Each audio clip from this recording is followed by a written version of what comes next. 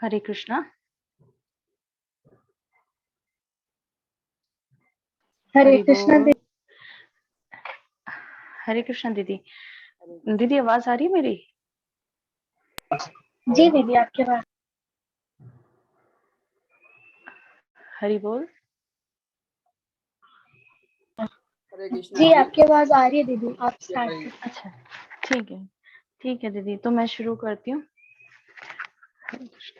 वन्देऽहं श्रीगुरो श्रीयुतपदकमलं श्रीगुरून् वैष्णवांश्च श्रीरूपं साग्रजातं सहगण रघुनाथान्वितं तं सजीवं सावधूतं सावधूतं परिजनसहितं कृष्णचैतन्यदेवं श्रीराधा कृष्णपादान् सहगण ललिता श्रीविशाखान्वितांश्च गुरुवे गौरचन्द्राय राधिकाय तदालये कृष्णाय कृष्णभक्ताय तद्भक्ताय नमो नमः।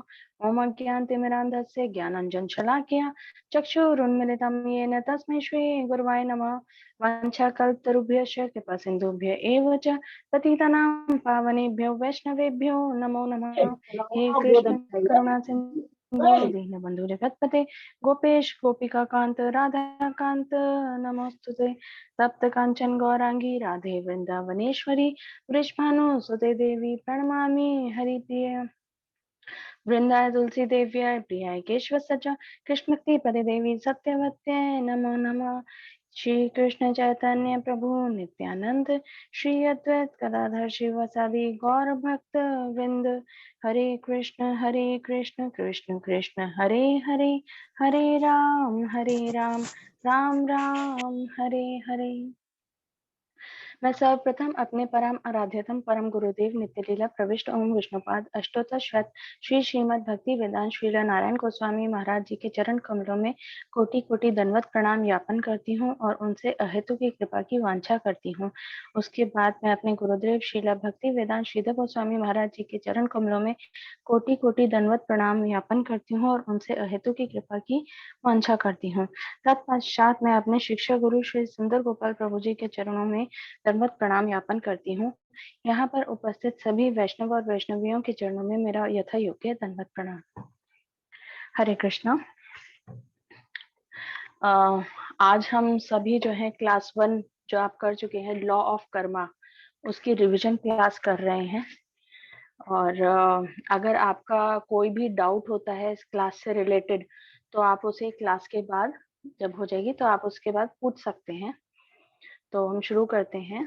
तो लॉ ऑफ कर्मा अगर हम बात कर रहे हैं तो उसका मतलब क्या है? लॉ ऑफ कर्मा का अगर हम हिंदी में अनुवाद करें तो कर्म के नियम। तो यहाँ पर जो है सबसे पहले हम यह जानने की कोशिश करेंगे कि कर्म किसे कहते हैं। तो शास्त्रों के अनुसार कर्म बताया गया है कि जो भी कार्य हम अपनी इंद्रियों से करते हैं और इंद्रिय तृप्ति के लिए करते हैं, अपनी प्रसन्नता के लिए करते हैं, जैसे बोलना, देखना, चलना, भोजन करना इत्यादि। इसमें एक जैसे अगर मैं किसी कुत्ते को रोटी खिला रही हूँ तो वो भी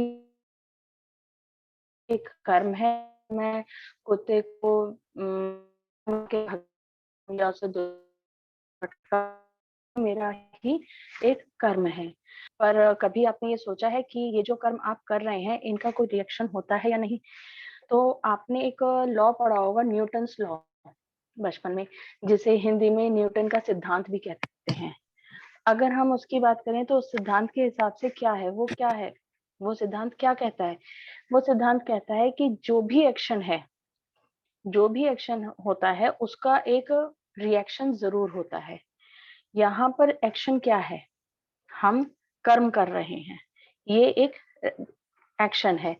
और उस कर्म के बदले में जो हमें होगा पलट के, वो रिएक्शन है। तो जो हम अपने शरीर से कार्य कर रहे हैं, अपनी इंद्रिय तृप्ति के लिए जो कार्य कर रहे हैं, वो हम एक प्रकार से कर्म कर रहे हैं। और हर कर्म का एक रिएक्शन होता है। जैसे कि अब इस समय मैं बोल रही हूँ, मैं कथा बोल रही हूँ, तो ये जो है एक तरह से एक्शन है। और आप इस कथा को सुन रहे हैं तो ये उसका रिएक्शन है। तो ये रिएक्शन हो गया। अब इसे समझने के लिए हम आगे एक छोटा सा मैं एक छोटी सी स्टोरी सुनाना चाहूंगी महाभारत काल से।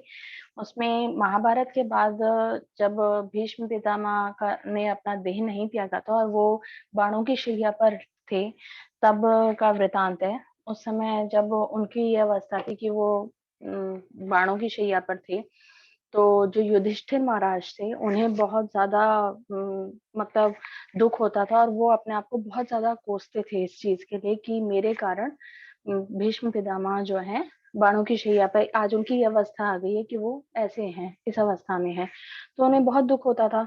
तो भगवान श्री कृष्ण ने उन्हें युधिष्ठिर महाराज जी को बहुत समझाया कि नहीं, ये आपकी वजह से नहीं है, ऐसे बहुत हर तरह से उन्हें समझाया, पर युधिष्ठिर महाराज जी को कुछ भी समझ नहीं आया।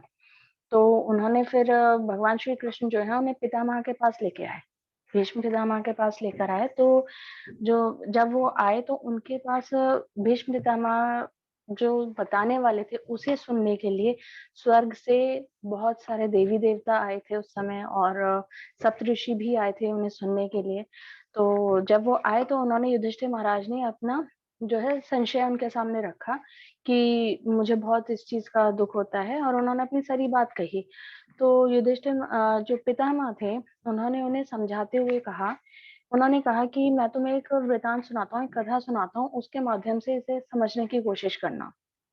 एक गांव में एक लड़का अपनी माँ के साथ रहता था। तो एक दिन उस बच्चे को जो है एक सर्प ने डस लिया, सांप ने डस लिया, और उस बच्चे की उसी समय वहीं पे मृत्यु हो गई। तो गांव वालों ने सपेरे को बुलाया। जब सपेरे को बुलाया गया तो उसने जो है बीन की धुन ऐसी बजाई कि जिस सर्प ने उस बच्चे को डसा था वो सर्प जो है उस बीन की धुन को सुनकर वापस उस उन गांव वालों के सामने आके खड़ा हो गया। तो गांव वालों ने उस बुढ़िया माई से कहा कि माई, अब देखिए सर्प यहाँ आ गया है, तू चाहे तो इसे जो है मार दे और अपना जो है बदला ले ले, अपने पुत्र की मृत्यु का बदला ले ले। तो वो माई तैयार नहीं हुई, उसने कहा कि नहीं, मैं नहीं करूंगी, मैं नहीं करूंगी। तो उन्होंने कहा कि नहीं, तुझे करना चाहिए, तू बदला ले। तो उसने कहा अच्छा ठीक है, मुझे बताओ कि अगर मैं इससे बदला लूंगी तो क्या मेरा पुत्र मुझे वापस मिल जाएगा। तो सबने कहा कि नहीं, ऐसा तो पॉसिबल नहीं है कि वापस मिल जाएगा, हाँ लेकिन पर तू अपना बदला लेके अपना मन को शांत कर सकती है। तो उसने कहा कि नहीं, ऑलरेडी एक मृत्यु हो चुकी है मेरे पुत्र की, मैं अब दूसरी मृत्यु नहीं चाहती, तो अब रिलेटेड भी जैसे हो गया, जो हो गया सो हो गया। तो उसपे जो है इसकी बात सुन के सर्प ने कहा कि मैं तेरे पुत्र को क्यों मारूंगा माई, मेरी तो कोई दुश्मनी ही नहीं है तेरे पुत्र से, मैं क्यों मारूंगा। मुझे तो काल ने प्रेरित करा था, मैं तो काल की प्रेरणा से यहाँ आया था, काल ने मुझे प्रेरित करा था कि मैं आकर तेरे पुत्र को डसूं ताकि उसकी मृत्यु हो सके। मेरा तो उससे कोई वास्ता ही नहीं है तेरे पुत्र से, मैं तो काल की प्रेरणा से आया हूँ यहाँ। तो ये सुनकर फिर काल आ गया, काल वहां उपस्थित हो गया। तो उसने कहा कि तेरे पुत्र से तो मेरा भी कोई वास्ता नहीं है, मेरी भी कोई दुश्मनी नहीं है जो मैं उसे मरवाना चाहूंगा। मैंने जो भी करा ये तो जो है ये तो जो है चित्रगुप्त जी के कहने पर करा मैंने। तो ये सुनकर चित्रगुप्त वहां प्रकट हुए, चित्रगुप्त प्रकट हुए तो उन्होंने भी यही कहा कि भाई इस बच्चे की हमसे क्या दुश्मनी होगी, हम क्यों करेंगे, मुझे तो यमराज ने कहा था। अब यमराज कौन है, स्वयं धर्मराज है, उन्होंने मुझसे कहा था कि इस जो है अब आयु समाप्त होने आ गई है और इसकी मृत्यु ऐसे ऐसे होगी, तो तुम ऐसे करो। तो मैंने उस हिसाब से कर दिया। तो जब उन्होंने पता चला कि धर्मराज जी के कहने पे हुआ, तो धर्मराज जी वहां प्रकट हुए। जब धर्मराज जी प्रकट हुए तो उन्होंने कहा, उन्होंने माई को समझाया, उसकी मदर को समझाया कि तुम्हारे पुत्र की मृत्यु जो हुई है वो उसके कर्मों के कारण हुई है, मेरे कारण नहीं, किसी चित्रगुप्त के कारण नहीं, काल के कारण नहीं, उसके खुद के कर्मों के कारण हुई है। अब यहाँ पे उसके कर्मों के कारण कैसे हो सकती है उसकी मृत्यु, कर्म का मतलब हो गया उसने पिछले जन्म में, किसी जन्म में, पिछले जन्मों में किसी टाइम पे उसने एक किसी व्यक्ति को हत्या करी थी, उसने किसी व्यक्ति की हत्या करी थी। अब उस व्यक्ति ने इस जन्म में सर्प का जन्म लिया, सर्प योनि में जन्म लिया और आकर इसको डसा और इसको अपना बदला ले लिया। तो ये एक तरह से उसके कर्मों के कारण उसकी मृत्यु इस तरह से हुई है। यहाँ पे किसी का कोई दोष नहीं है, उसके खुद के कर्म ऐसे थे कि उसकी मृत्यु इस तरह से होनी थी। तो अब हम आगे समझेंगे कि अभी हमने जैसे समझा न्यूटन का लॉ की एक्शन और रिएक्शन, इस चीज को हम अभी और आगे समझेंगे कि ये एक्शन और रिएक्शन जो है किस तरह से काम करते हैं। अब जो है यहाँ पर एक और वर्णन आता है कि इस पूरी जो क्लास है इसमें हम यही समझेंगे आज, एक्शन और रिएक्शन। तो यहाँ पर एक वर्णन और आता है जिसमें भीष्म पितामह का वर्णन है कि वो इस समय उन्हें ये कष्ट क्यों मिल रहा है कि वो बाणों की शैया पर हैं।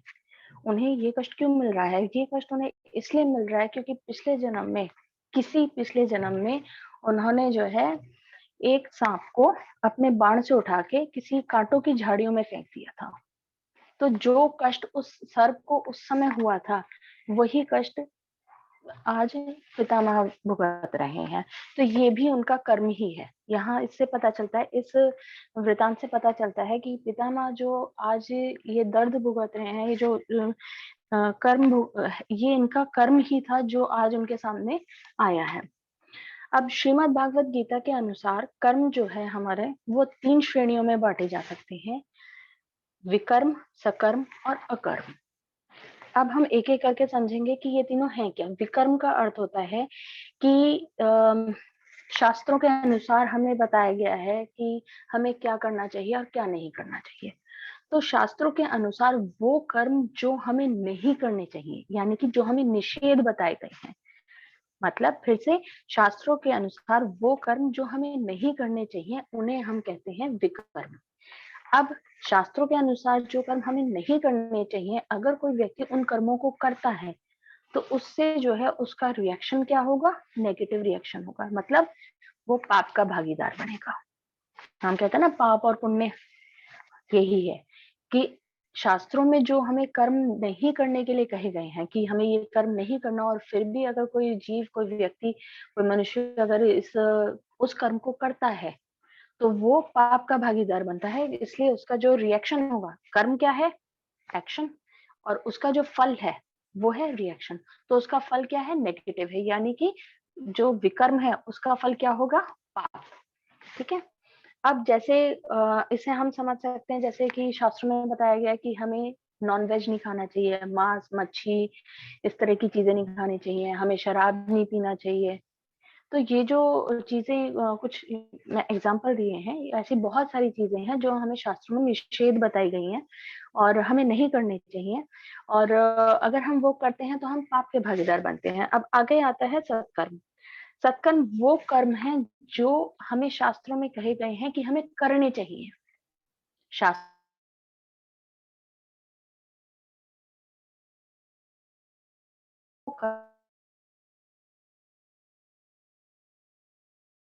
आगे है, एक्शन है, इसका रिएक्शन होगा। तो इसका रिएक्शन क्या होगा? सत्कर्म का रिएक्शन पुण्य प्राप्त,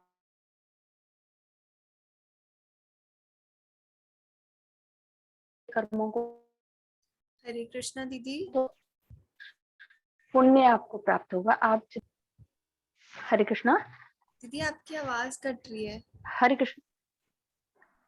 ओह, अच्छा, एक सेकंड दीदी, एक सेकंड। हाँ जी, आराम से। हरे कृष्णा, अब आवाज आ रही है दीदी मेरी? हाँ जी दीदी, अब आ रही है। ठीक है दीदी। तो हमने समझ लिया विकर्म, सत्कर्म। अब आता है अकर्म। अकर्म क्या होते हैं? जैसे प्रभु जी ने बताया था, अकर्म जो है न्यूट्रल कर्मास कहा जा सकता है उन्हें। मतलब ये कि शास्त्रों में हमें बताया है कि हमें ये कर्म करना है, लेकिन हम उन बताए हुए कर्मों को नहीं करते। हम कुछ नहीं करते, हम ना विकर्म करते हैं ना हम सत्कर्म करते हैं, हम कोई कर्म नहीं करते। जैसे कि शास्त्रों में अगर बताया है कि वैश्य को व्यापार करना चाहिए, तो और वैश्य व्यापार नहीं करता अगर, तो एक तरह से वो अकर्म में आ गया। मतलब जो शास्त्रों के अनुसार नहीं चलता, वो कुछ भी नहीं कर रहा, ना वो विकर्म कर रहा है ना वो सत्कर्म कर रहा है, तो वो किसमें आ गया? अकर्म में। अब बहुत सारे लोग ऐसे हैं जो गुड कर्मास यानी कि अच्छे कर्म करते हैं, और बहुत सारे लोग ऐसे हैं जो बुरे कर्म करते हैं यानी कि बैड कर्मास करते हैं। जैसे कि अब अच्छे कर्म क्या है, जैसे कि लोगों की मदद करना किसी भी तरह से, चाहे फाइनेंस के तौर पे मदद करना या किसी भी तरह से, मतलब उनकी मदद करना, हर वक्त तैयार रहना हेल्प के लिए। दूसरा जो बैड कर्मास है, जो बुरे कर्म हैं, वो तो बहुत सारे हैं, जैसे कि झूठ बोलना, शराब पीना, चोरी करना वगैरह वगैरह। अब अच्छे कर्मों का जो फल है, जैसे मैंने बताया, अच्छे कर्मों का फल क्या है? पुण्य, और बुरे कर्मों का फल है पाप। अगर सोचें तो क्या इस जगत में ऐसा कोई व्यक्ति है जो केवल और केवल अच्छे कर्म करता हो, बुरे कर्म उसने बिल्कुल ना करे हो? नहीं, ऐसा कोई व्यक्ति नहीं होगा। अगर किसी व्यक्ति ने मान लीजिए 99% अच्छे कर्म भी करे हैं, तो उसने 1% बुरा कर्म करा ही होगा।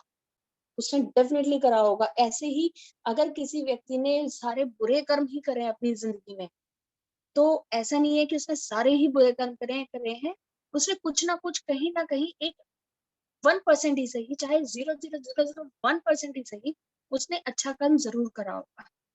एक श्लोक आता है जिसमें कर्ण भगवान श्री कृष्ण से कहते हैं कि हे प्रभु, मुझे अच्छे से ज्ञान है कि धर्म किसे कहते हैं, और मुझे ये भी अच्छे से पता है कि अधर्म किसे कहते हैं। मुझे पता है कि क्या सही है और क्या गलत है। मुझे अच्छे से ज्ञान है, मुझे सब पता है। मुझे ये भी पता है कि अच्छे कर्म को करने से मुझे क्या फल मिलेगा और बुरे कर्म को करने से मुझे क्या फल मिलेगा, मुझे सब पता है। लेकिन मैं क्या करूं? मैं बहुत परेशान हूँ, क्योंकि मेरी जो है धर्म के प्रति प्रवृत्ति नहीं होती। प्रवृत्ति मतलब मैं धर्म करना चाहता हूँ, लेकिन मैं चाहकर भी कर नहीं पा रहा। मैं अच्छे कर्म करना चाहता हूँ, पर मैं कर नहीं पा रहा। मैं लोगों की मदद करना चाहता हूँ, लेकिन मैं चाहकर भी कर नहीं पा रहा। दूसरी तरफ मैं अधर्म यानी कि दुर्योधन, मैं अधर्म का संग छोड़ना चाहता हूँ, पर मैं वो नहीं छोड़ पा रहा। मैं अधर्म का, बुरे लोगों का संग छोड़ना भी चाह रहा हूँ, पर मैं छोड़ नहीं पा रहा। मैं इस चीज से बहुत परेशान। तो यहाँ पर इस चीज से हम समझ सकते हैं, इस श्लोक के अनुसार हम ये पता चलता है कि कर्ण जो है अच्छा कर्म करना चाहता है, पर कोई फोर्स है जो उसे अच्छा कर्म नहीं करने देती। कर्ण बुरे लोगों का संग छोड़ना चाह रहा है, पर कोई फोर्स है जो उसे बुरे लोगों का संग नहीं छोड़ने देती। तो ये फोर्स क्या है? अब इस पॉइंट पे आके हमारे मन में एक सवाल उठता है कि जैसे मैंने अभी क्वेश्चन करा कि ये फोर्स क्या है जिसकी वजह से कर्ण नहीं कर पा रहा, ना अच्छे कर्म कर पा रहा है, ना बुरे कर्मों को छोड़ पा रहा है। तो ये फोर्स क्या है? और अगर क्या ये सच में ये फोर्स है, या हमारे मतलब हमें लगता है कि ऐसा है कुछ और जबकि नहीं है? क्या सच में है ये? और अगर नहीं है तो फिर, अगर मान लीजिए फोर्स नहीं है, हम ये मान लेते हैं, चले ठीक है, एक तरफ हमने माना कि ये फोर्स है, तो हम जानना चाहते हैं कि फोर्स है तो ये फोर्स क्या है। दूसरी तरफ हम ये मान के चलते हैं कि जैसे सिक्के के दो पॉइंट्स दो हिस्से होते हैं, दो पार्ट होते हैं, सिक्के के दो पहलू होते हैं। तो हम दूसरी तरफ ये लेके चलते हैं कि अगर हम ये माने कि कोई फोर्स नहीं है, अगर कोई फोर्स नहीं है, तो क्या कर्ण ने जो ये करा, जो धर्म का विपरीत जा रहा है और अधर्म का साथ दे रहा है, तो जो कर्ण ने करा, क्या ये उसने अपनी स्वतंत्रता से करा? क्या वो स्वतंत्र था? क्या हम अपनी इच्छा से जो चाहे वो कर सकते हैं? जो चाहे जिस तरह का कर्म हम करना चाहें, क्या हम वो कर्म कर सकते हैं अपनी स्वतंत्रता से? तो यहाँ पर जो है हम ये सीखेंगे कि 3 प्रकार की बेड़ियां हैं जिससे हम बंधे हुए हैं। हम जो जीव हैं, वो 3 प्रकार की बेड़ियों से बंधे हुए हैं। कौन सी हैं वो बेड़ियां? सतोगुण, रजोगुण और तमोगुण। अब इस कारण से जो सतोगुण से बंधा होगा, वो कौन से कर्म करेगा? वो सात्विक कर्म करेगा। वो केवल और केवल सात्विक कर्म करेगा। जो रजोगुण से बंधा होगा, जो रजोगुण की बेड़ी से बंधा होगा, वो कौन से कर्म करेगा? राजसिक कर्म करेगा। और जो तमोगुण से बंधा होगा, तमोगुण की बेड़ी से बंधा होगा, वो तामसिक कर्म करेगा। तो सतो कर्म जो है, सात्विक कर्म जो है, वो क्या है? अच्छा अच्छा प्यार से बात करना, दूसरों की मदद करना, हमेशा अच्छे से हंसना मुस्कुराना, इस तरह से। तमोगुण है दूसरों को नुकसान पहुंचाना, दूसरों को परेशान करना, दूसरों पे गुस्सा करना, चिल्लाना, इस तरह से। और राजसिक कर्म जो है इन दोनों कर्मों का मिक्सचर, ठीक है। तो भगवान गीता में बताते हैं कि हम जो है, चूंकि मनुष्य जो है इन 3 बेड़ियों से बंधा हुआ है, तो हम इस दुनिया की हर चीज को इन 3 गुणों में बांध सकते हैं।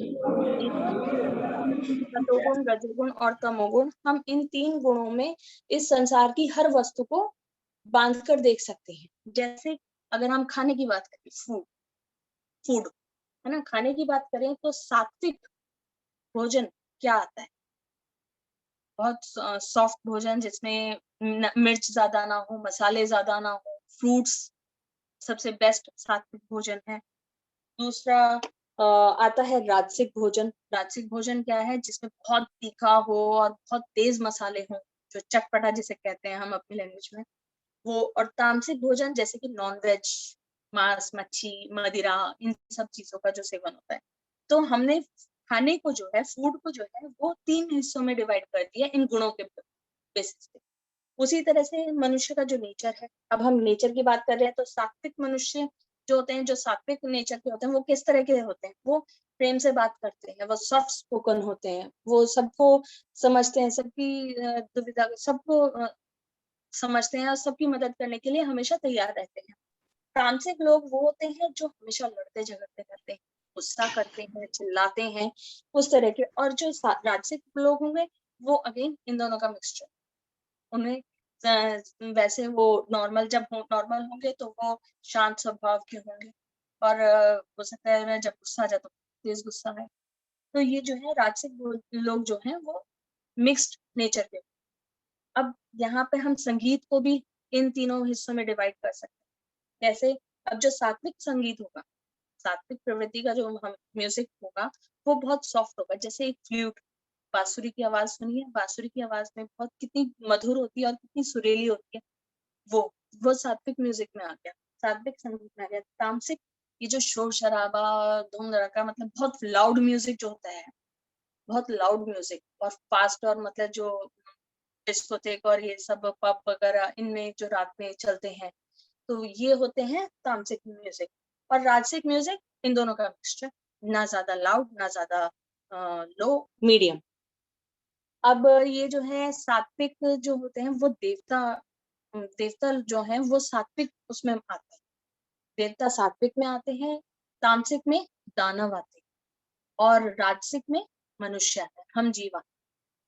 तो एक श्लोक है प्रभु जी ने बोला था, उसमें उसके अनुसार से जो सात्विक प्रवृत्ति के लोग होते हैं वो हमेशा सात्विक कर्म करते हैं, ठीक है ना। जो सात्विक प्रवृत्ति के लोग होते हैं वो कौन सा कर्म करेंगे? सात्विक।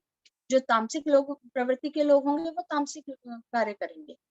तो जो लोग अब यहाँ पे बात की कि जो सात्विक हैं, जो सात्विक लोग हैं वो ऊंचे लोकों में जाते हैं, वो जो है ऊंचे लोकों में जाते हैं, मतलब इस धरती से जो ऊपर के लोग हैं उनमें जाते हैं। उनमें कौन जाते हैं? सात्विक लोग, जो सात्विक कर्म करते हैं। और जो लोग राजसिक होते हैं, राजसिक कर्म करते हैं, जैसे हम, वो इस धराधाम पे ही रहते हैं, वो यहीं इस धरती पर ही रहते हैं। और जो लोग तामसिक प्रवृत्ति के होते हैं, यानी कि जो तामसिक कर्म करते हैं, वो लोग नीचे की तरफ जाते हैं, जो धरती से नीचे जो लोग हैं, जैसे नर्क है, वो हम आगे क्लास में डिटेल में करेंगे, आगे आने वाली क्लासेस में, कि कितने लोग हैं, कैसे हैं, वो सारा। तो अब जैसे सात्विक लोग की अगर हम बात करें तो ध्रुव तारा, आपने देखा होगा कि आसमान में एक सबसे चमकता हुआ तारा है, उसे ध्रुव तारा कहते हैं। ध्रुव महाराज जी, उनका ध्रुव लोक, तो वो ये वो ऊपर की, उन्होंने जो है सात्विक कर्म करे तो वो ऊपर के लोक में गए। प्रहलाद महाराज दूसरा एग्जाम्पल। अब राजसिक राजसिक तो हम बद्ध जीव है, सबसे बड़ा एग्जाम्पल है। और तामसिक एग्जाम्पल है राक्षस। जितने भी दैत्य दानव है वो सारे नीचे के लोकों में रहते हैं। अब यहाँ पर हम एक एग्जाम्पल से समझने की कोशिश करेंगे, जो कि प्रभु जी ने समझाया था लास्ट क्लास में।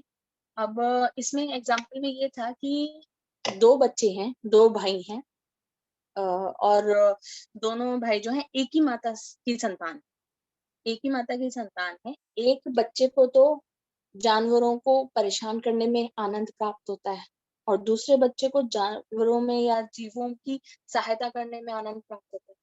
तो यहाँ पर ये है कि दोनों बच्चों में एक ही माँ की संतान होते हुए भी दोनों बच्चों में इतना डिफरेंस कैसे आता है? ये चीज हो जाती है। हम अपनी लाइफ में भी देखते हैं तो हम बहुत से ऐसे लोगों को जानते होंगे जिनके बच्चों में इतना जमीन आसमान का अंतर होता हो।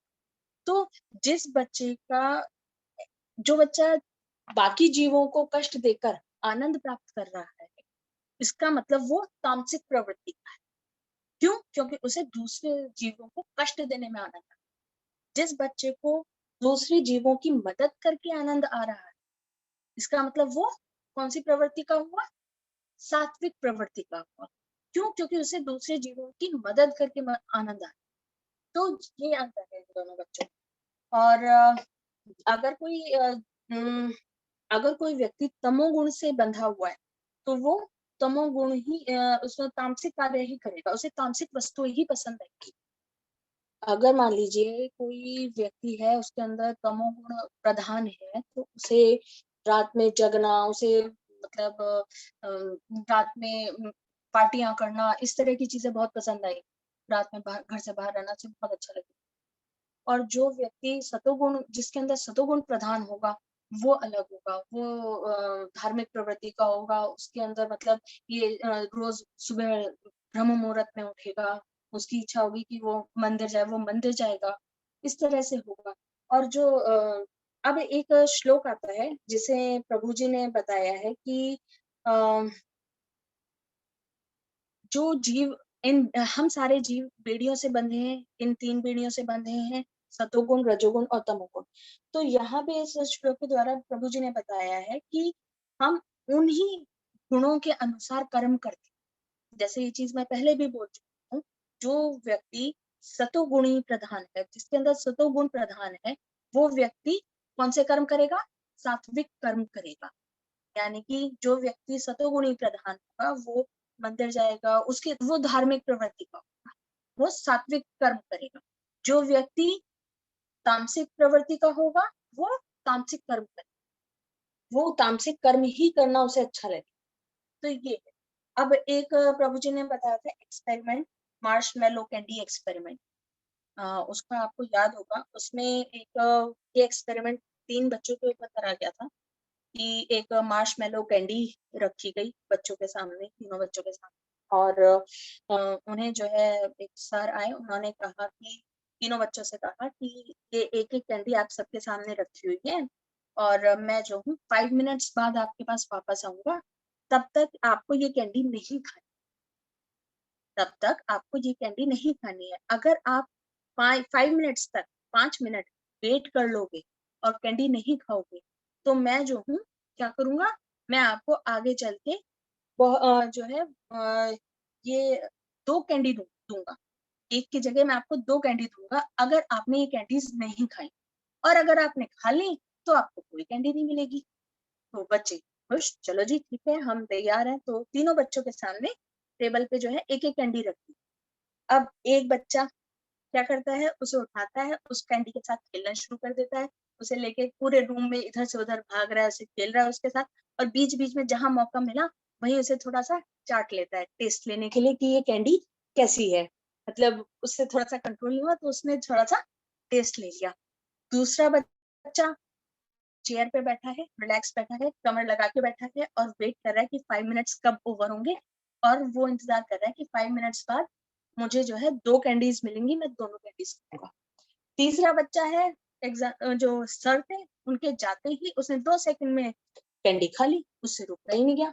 तो जो बच्चा भाग भाग के कर रहा था वो क्या कर रहा था, वो कौन सी प्रवृत्ति दिखा रहा था, वो दिखा रहा था कि उसकी जो इंद्रियां हैं, उसकी जो इंद्रियां हैं वो उसकी कंट्रोल में भी है और कंट्रोल में नहीं। कंट्रोल में है कैसे? क्योंकि उसने वो कैंडी नहीं खाई। कंट्रोल में नहीं है क्यों? क्योंकि वो बीच बीच में उसे चाट रहा था, टेस्ट ले रहा था उसका बीच बीच में, उसने खाई नहीं पर वो उसका टेस्ट ले रहा था बीच बीच में। तो ये दिखाता है रजोगुण। इसमें उस बच्चे के अंदर सात्विक गुण भी था और तमोगुण भी था। तमोगुण जब हावी होता था तो वो उसे चाट लेता था कैंडी को, जब सतोगुण हावी होता था तो वो उसके साथ खेलने लगता था। समझ आया? तो ये जो पहला बच्चा था जो कैंडी के साथ खेल रहा था और बीच बीच में से लिक कर रहा था, चाट रहा था, वो रजोगुणी प्रधान बच्चा। अब दूसरा बच्चा जो चेयर पे बैठा हुआ है पीछे कमर टिका के और आराम से वेट कर रहा है कि 5 मिनट्स कब ओवर होंगे तो सर आएंगे मुझे 2 कैंडीज देंगे। अब इस बच्चे का ये देखिए कि अपनी इंद्रियों पे, अपनी सेंसेस पे कितना कंट्रोल है, कितना जबरदस्त कंट्रोल है उसका अपनी सेंसेस पे, कि मतलब उस वो बच्चा आराम से बैठा रहा, उसने कुछ उस कैंडी को ना छुआ, ना उसे टेस्ट करने की कोशिश करी, कुछ नहीं। वो आराम से रिलैक्स होके बैठा है कि हाँ 5 मिनट्स ओवर होंगे, सर आएंगे और मुझे 2 कैंडीज देंगे, मैं तो 2 कैंडीज एक साथ खाऊंगा। और जो, तो ये हो गया सेकंड बच्चा हो गया सतोगुणी प्रधान, क्योंकि उसका अपने सेंसेस पर, अपनी इंद्रियों पर पूर्ण कंट्रोल था। अब तीसरा बच्चा आया, तीसरे बच्चे ने जो है उसने 2 मिनट में, 2 सेकंड में सर के जाते ही वो कैंडी उठाई और फटाफट मुंह में डाल ली, खा ली। तो ये तमोगुणी प्रधान बच्चा हो गया। क्यों? क्योंकि इसका अपनी इंद्रियों पर कोई कंट्रोल, ये अपने सेंसेस को बिल्कुल भी कंट्रोल नहीं कर। तो अब हमने जैसे ही पढ़ा है कि हर एक्शन का एक रिएक्शन होता है, तो हमने ये भी पढ़ा अभी कि जो कर्म है वो एक्शन है। और अब हम यहाँ समझेंगे कि एक्शन और रिएक्शन किस तरह से काम करते हैं, ठीक है ना, एक्शन और रिएक्शन किस तरह से काम करते हैं। अब हमें इसे समझने के लिए अगेन एक एग्जांपल लिया है, प्रभु जी ने जो एग्जांपल शेयर करा था उसी को एक्सप्लेन करूंगी मैं। हम एक 5 स्टार होटल में जाते हैं, जब हम जाते हैं तो वहाँ पे वेटर्स आते हैं और वेटर्स जो है पहले से पहले ही हमारा सर सर करके हमारा सारा सामान ले जाके अपने आप रूम में रख देते हैं, और हमें जो है मतलब रूम सर्विस देते हैं, हमें मतलब बिल्कुल ऐसे रखते हैं जैसे कि हम बहुत राजा महाराजा टाइप उसमें है। तो और हम कुछ टाइम उस होटल में रहते हैं, और जब हमारे पास पैसे खत्म हो जाते हैं, देखिए जब हमारे पास अब होटल में है, हम हमारे पास पैसे खत्म हो गए, तो यही वेटर क्या करते हैं, हमें ले जाके होटल के बाहर खड़ा कर देते हैं, भैया बाय बाय टाटा सी, ठीक है।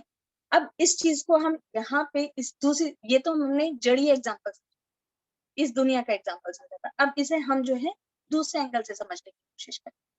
अब यहाँ जो है आपने सत्कर्म करे मतलब आपने पुण्य कमाया। मैंने आपको पहले ही बताया था इस क्लास में अभी थोड़ी देर पहले कि जब हम सत्कर्म करते हैं तो उससे क्या होता है, हमारे पुण्य इकट्ठे हो जाते हैं। तो एक तरह से आपने सत्कर्म करा, आपने अपने पुण्य इकट्ठे, पुण्य यहाँ पे हम मान लीजिए सत्कर्म करा, आप होटल में गए, है ना, पुण्य करे, पुण्य जब आपने कमाए तो उसके प्रसाद में, उसकी रिटर्न में आपको क्या मिला, स्वर्ग मिला। मैंने अभी बताया था जब हम पुण्य करते हैं, पुण्य कर्म करते हैं तो हमारा जो है प्रमोशन होता है और हम ऊपर के लोकों में जाते हैं, ऊपर के लोकों में जाते हैं। तो यहाँ पे जो है हमें स्वर्ग प्राप्त हुआ पुण्य के बेसिस पे। अब हम जब ऊपर गए तो वहां पे हमारा भव्य स्वागत हुआ, फूलों की माला पहनाई गई, हमारा पूरा स्वागत हुआ, हम वहां पे बहुत अच्छे से हमारा वेलकम करा गया और हम वहां कुछ टाइम तक रहे, स्वर्ग में रहे। अब ये जो है एक तरह से हम स्वर्ग में क्यों गए, क्योंकि हमारे पुण्य थे, हमने पुण्य इकट्ठे करे थे अपने सत्कर्म के द्वारा, तो हमें पुण्य प्राप्त हुए, पुण्य के बेसिस पे हम स्वर्ग में गए। अब हम स्वर्ग में कब तक रहेंगे, होटल में हम कब तक रहे, जब तक हमारे पास कैश था, लाइक दैट।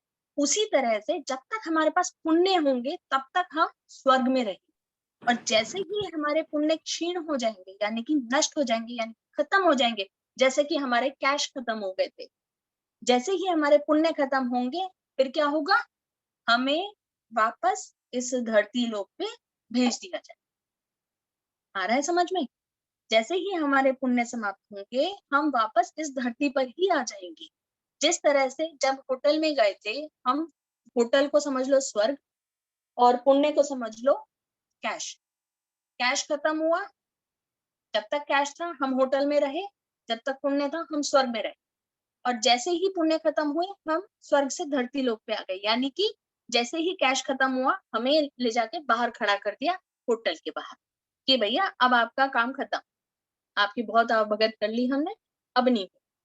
तो ये चीज जो है, ये पुण्य वाली बात, ये पाप पे भी लागू होती है। अब मान लीजिए आपने विकर्म करे, आपने विकर्म करे, आपने बहुत गलत, जो जो कर्म शास्त्रों में कहा था कि नहीं करना, वो सारे कर्म आपने करे, वो सारे विकर्म कर लिया आपने, उसका नतीजा क्या हुआ, आपके पास पाप इकट्ठे हो गए।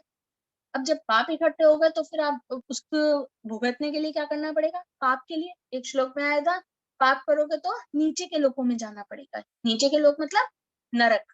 तो उसके लिए आप नरक में गए, नरक में जाके आपने यातनाएं भोगी। यातनाएं आप कब तक भोगेंगे? जब तक कि आपके पाप नष्ट नहीं हो जाते, पाप खत्म नहीं हो जाते, तब तक आप वो यातनाएं भोगेंगे नरक में। और जैसे ही आपके पाप समाप्त होंगे, पाप समाप्त होके आप कहाँ पर आ जाएंगे? वापस इस धराधाम पे आ जाएंगे। ठीक है, तो यहाँ पे जो है एक श्लोक आता है जिसमें भगवान श्री कृष्ण अर्जुन से कहते हैं कि जैसे ही तुम्हारे पुण्य नष्ट होते हैं, तुम फिर से वापस इस धराधाम पर आ जाते हो। इसलिए अर्जुन, अगर कोई ब्रह्मा जी के लोक तक भी चला जाए, मान लो आपने इतने पुण्य करे कि आपको ब्रह्मलोक तक जाने का सौभाग्य भी मिल जाता है, तो भी आपको वापस लौट के इस धरती पर ही आना पड़ेगा जब आपके पुण्य खत्म हो जाए। तो जो है इस धाम को, ये जो धराधाम, हम बार बार इसी पे आ रहे हैं, चाहे हम पुण्य कर लें चाहे हम पाप कर लें, हम लौट के इस धराधाम पे आ रहे हैं। इस धराधाम पे हम क्यों आ रहे हैं? क्योंकि इस धराधाम को कर्म भूमि कहा। कर्म भूमि का मतलब है वह भूमि जहां पर हम कर्म करने के लिए बाध्य हैं। धराधाम वह भूमि है जहां पर हमें कर्म करने हैं। हम अच्छे कर्म करेंगे तो पुण्य मिलेंगे, बुरे कर्म करेंगे तो पाप मिलेगा, और उसके अनुसार हम स्वर्ग और नरक में आवागमन करें। आवागमन मतलब आना जाना। हम पुण्य करेंगे तो हम स्वर्ग में जाएंगे, हम गलत कर्म करेंगे, अच्छे कर्म नहीं करेंगे तो हम नरक में जाएंगे। अब एक भागवत गीता में भगवान श्री कृष्ण ने अर्जुन से कहा एक श्लोक में, ये थोड़ा सा वो है इम्पोर्टेंट, यद करोषि यद श्रासी यज्जुहोषि तदासी यत् प्रयासि कौन्ते तत् कुरुष्व मदर्पणम। सॉरी, मेरी संस्कृत थोड़ी सी ऐसी है। तो अब मैं इस श्लोक को समझाना चाहूंगी कि इसमें जो है भगवान श्री कृष्ण अर्जुन से कहते हैं कि हे अर्जुन, जो भी कर्म तुम करते हो, या जो भी दान दक्षिणा तुम देते हो, या जो भी तपस्या तुम करते हो, वह सब, या जो भी तुम भोजन ग्रहण करते हो, वह सब तुम मुझे अर्पण कर दो। मतलब वह सब तुम मुझे दे दो, क्योंकि अगर तुम अपने कर्म को मुझे अर्पण कर दोगे तो तुम्हें जो है अपने कर्मों के रिएक्शन नहीं भोगने पड़ेंगे। ये पक्का है, हम जो भी कर्म करेंगे उसका रिएक्शन अच्छा या बुरा हमें भोगना। लेकिन यहाँ पर इस श्लोक के द्वारा भगवान श्री कृष्ण ने यह क्लियर कर दिया है कि अगर तुम अपने कर्मों को मुझे अर्पण कर दो, मुझे अर्पण करने का मतलब है, मतलब भगवान श्री कृष्ण को अर्पण करने का मतलब है कि उनके साथ जोड़ दो, उन्हें उन्हें और अपने कर्मों को अगर तुम जोड़ दोगे, तो जो तुम कर्म करोगे, जो तुम्हें रिएक्शन मिलना था उस कर्म का, अच्छा या बुरा, वो रिएक्शन तुम्हें इम्पैक्ट नहीं करेगा, तुम पे इफेक्ट नहीं डाल पाएगा। तो ऐसे में जो कर्म हम भगवान श्री कृष्ण को अर्पण करके करते हैं या उनसे जोड़कर करते हैं, उस कर्म को क्या कहते हैं? कर्म योग। कर्म योग, योग का मतलब क्या है? जोड़ना। कर्म कर्म कर्म को हमने जोड़ दिया। किससे जोड़ा? भगवान श्री कृष्ण से। अब इस धरती पर जितने भी जीव हैं वो बिना कर्म करे नहीं रह सकते। चाहे कोई भी जीव हो, चाहे वो कुत्ता हो, चाहे वो मनुष्य हो, कोई भी जीव हो, कोई भी जीव हो, वो बिना कर्म करे नहीं रह सकता। वो कर्म करने के लिए इस धराधाम पर बाध्य है, बंधा हुआ है, क्योंकि वो 3 गुणों से बंधा हुआ है, इसलिए वो बाध्य है कर्म करने। इस संसार में केवल जड़ वस्तु है जो कर्म नहीं कर सकती, जैसे टेबल चेयर, जो चीजें मूव नहीं कर सकती, वो सब कर्म नहीं कर सकती। बाकी सबको कर्म करने के लिए जिम्मेदार है वो, मतलब वो कर्म करेंगे ही करेंगे। अब हमने यहाँ पर देखा कर्म और कर्म। अब इस चीज को हम थोड़ा सा डिटेल में समझेंगे कि इन दोनों के बीच में अंतर क्या है, कर्म और कर्म। तो हमने यहाँ समझा कि कर्म क्या है? कर्म वह कार्य है जो हम इंद्रिय तृप्ति के लिए करते हैं, अपनी इंद्रियों को, अपनी सेंसेस को तृप्त करने के लिए जो हम कार्य करते हैं वो कहलाता है कर्म।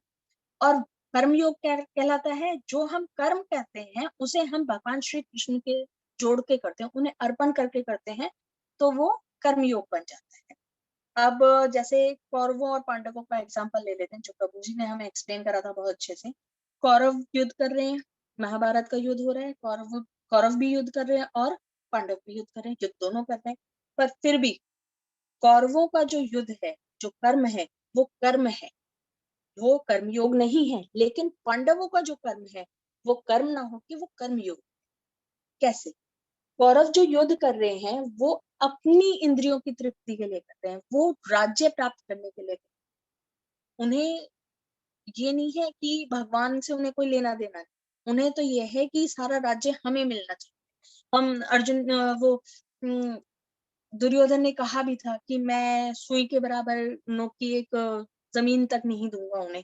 तो क्योंकि वो उसके अंदर लालच था कि मैं सब ये सारी जो धरती है ये मैं राज करूंगा इस पे, इसमें ये जो है पांडव राज नहीं करेंगे। तो इसलिए जो है वो अपनी इच्छाओं को पूर्ति करने के लिए उस कर्म को करना चाह रहे थे, तो ये कर्म बन गया जो इसकी डेफिनेशन। अब पांडव जो हैं वो कर्मयोग कैसे कर रहे हैं? आपको याद होगा श्रीमद् भागवत गीता जिसने पढ़ी हुई है उसके फर्स्ट अध्याय में अर्जुन ने खुद कहा है कि मैं ये युद्ध नहीं करना चाहता, और ये कह के उन्होंने गांडीव, अपना जो गांडीव धनुष था वो रख दिया था, ये कह के कि नहीं मुझे युद्ध नहीं करना, मैं अपने प्रियजनों को नहीं मार सकता, मैं औरतों को विधवा नहीं कर सकता, मतलब बहुत सीमाओं की संतान मर जाएंगी और मैं वो सब नहीं कर सकता, मैं अपने प्रियजनों को नहीं मार सकता। तो ये कह के उन्होंने, अर्जुन ने जो है गांडीव धनुष रख दिया था। तब उन्हें भगवान श्री कृष्ण ने समझाया था कि अर्जुन ये तुम्हारा धर्म है, ये युद्ध नहीं है, ये तुम्हारा धर्म है, और धर्म को करने से तुम पीछे नहीं हट सकते, ये तुम्हारी जिम्मेदारी है, ये तुम्हारी जिम्मेदारी है। तब भगवान की प्रसन्नता की, भगवान ने कहा कि तुम मेरी प्रसन्नता के लिए इस युद्ध को करो, अगर तुम नहीं करना चाहते ठीक है मैं समझ रहा हूँ, पर मेरी प्रसन्नता के लिए इस युद्ध को करो क्योंकि मैं प्रसन्न हूँगा। तो उन्होंने फिर गंडीव उठाया था ये कह के कि मैं नहीं करना चाहता पर आपकी प्रसन्नता के लिए मैं इस युद्ध को करने के लिए तैयार हूँ, मैं इस युद्ध में उतरने के लिए तैयार हूँ आपकी प्रसन्नता के लिए। तो एक तरह से अर्जुन ने जो है अपना कर्म भगवान से जोड़ दिया, भगवान श्री कृष्ण के साथ जोड़ दिया, तो ये क्या बन गया? कर्मयोग।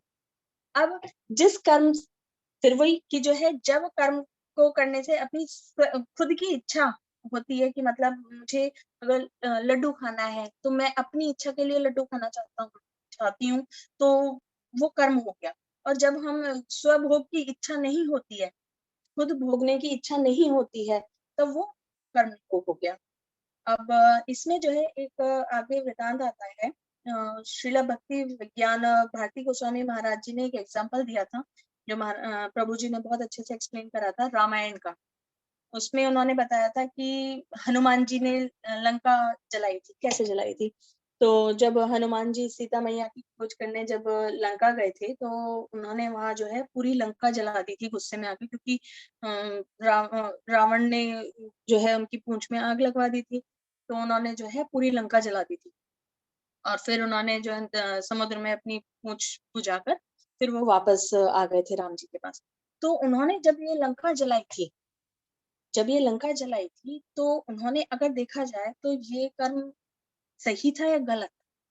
गलत था, क्योंकि उस आग में बहुत सारे बच्चे जलकर मर गए, बहुत सारी औरतें जलकर मर गईं और बहुत सारी गायें जलकर मर गईं।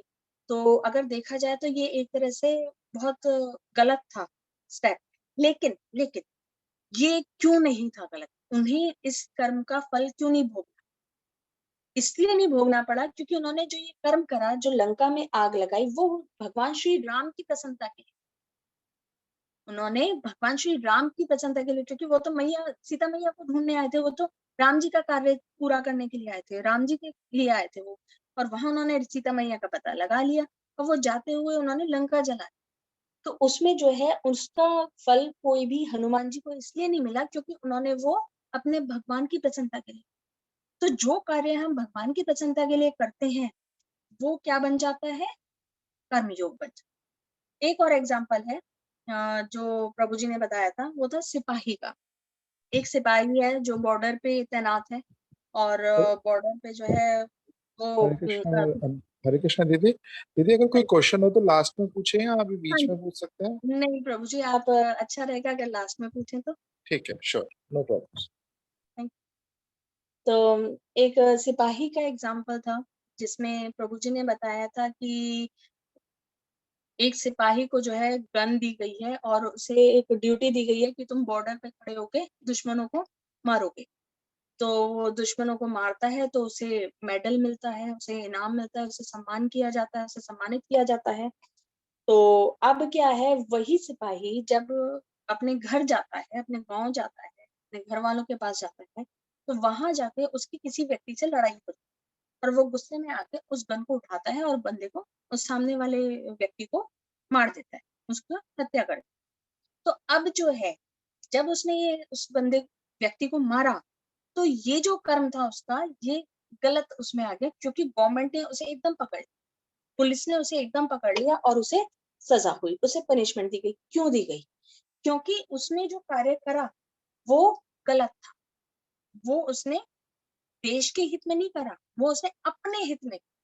जैसे हम समझ रहे हैं कि अगर हम अपने हित के लिए कोई कार्य करते हैं तो वो कर्म कहलाता है, तो हमें कर्म को भोगना पड़ेगा, उसके जो रिएक्शंस होंगे हमें उन्हें भोगना पड़ेगा। उसी तरह से यहाँ पे जब उस व्यक्ति ने सिपाही ने अपने दुश्मन को, मतलब जो उसका जिससे बहस हो गई थी, उस व्यक्ति की जब हत्या करी उसने, तो उसने अपनी इंद्रिय तृप्ति के लिए करी क्योंकि उसे गुस्सा आ गया था। गुस्से में आकर उसने गन शॉट कर दिया, उसे मार दिया। तो उसने अपनी इंद्रिय तृप्ति के लिए करा, तो उसे पनिशमेंट दी। उसने कोई देश की रक्षा के लिए नहीं मारा, उसने अपनी इच्छा से अपनी उससे मारा, तो उसे पनिशमेंट। तो अब जो है इसका एक उत्तर ये है क्योंकि जो है उसने अपनी पर्सनल दुश्मनी निकाली थी। तो उसने जो है अपने वही है कि देश के दुश्मन को नहीं मारा था। और जो है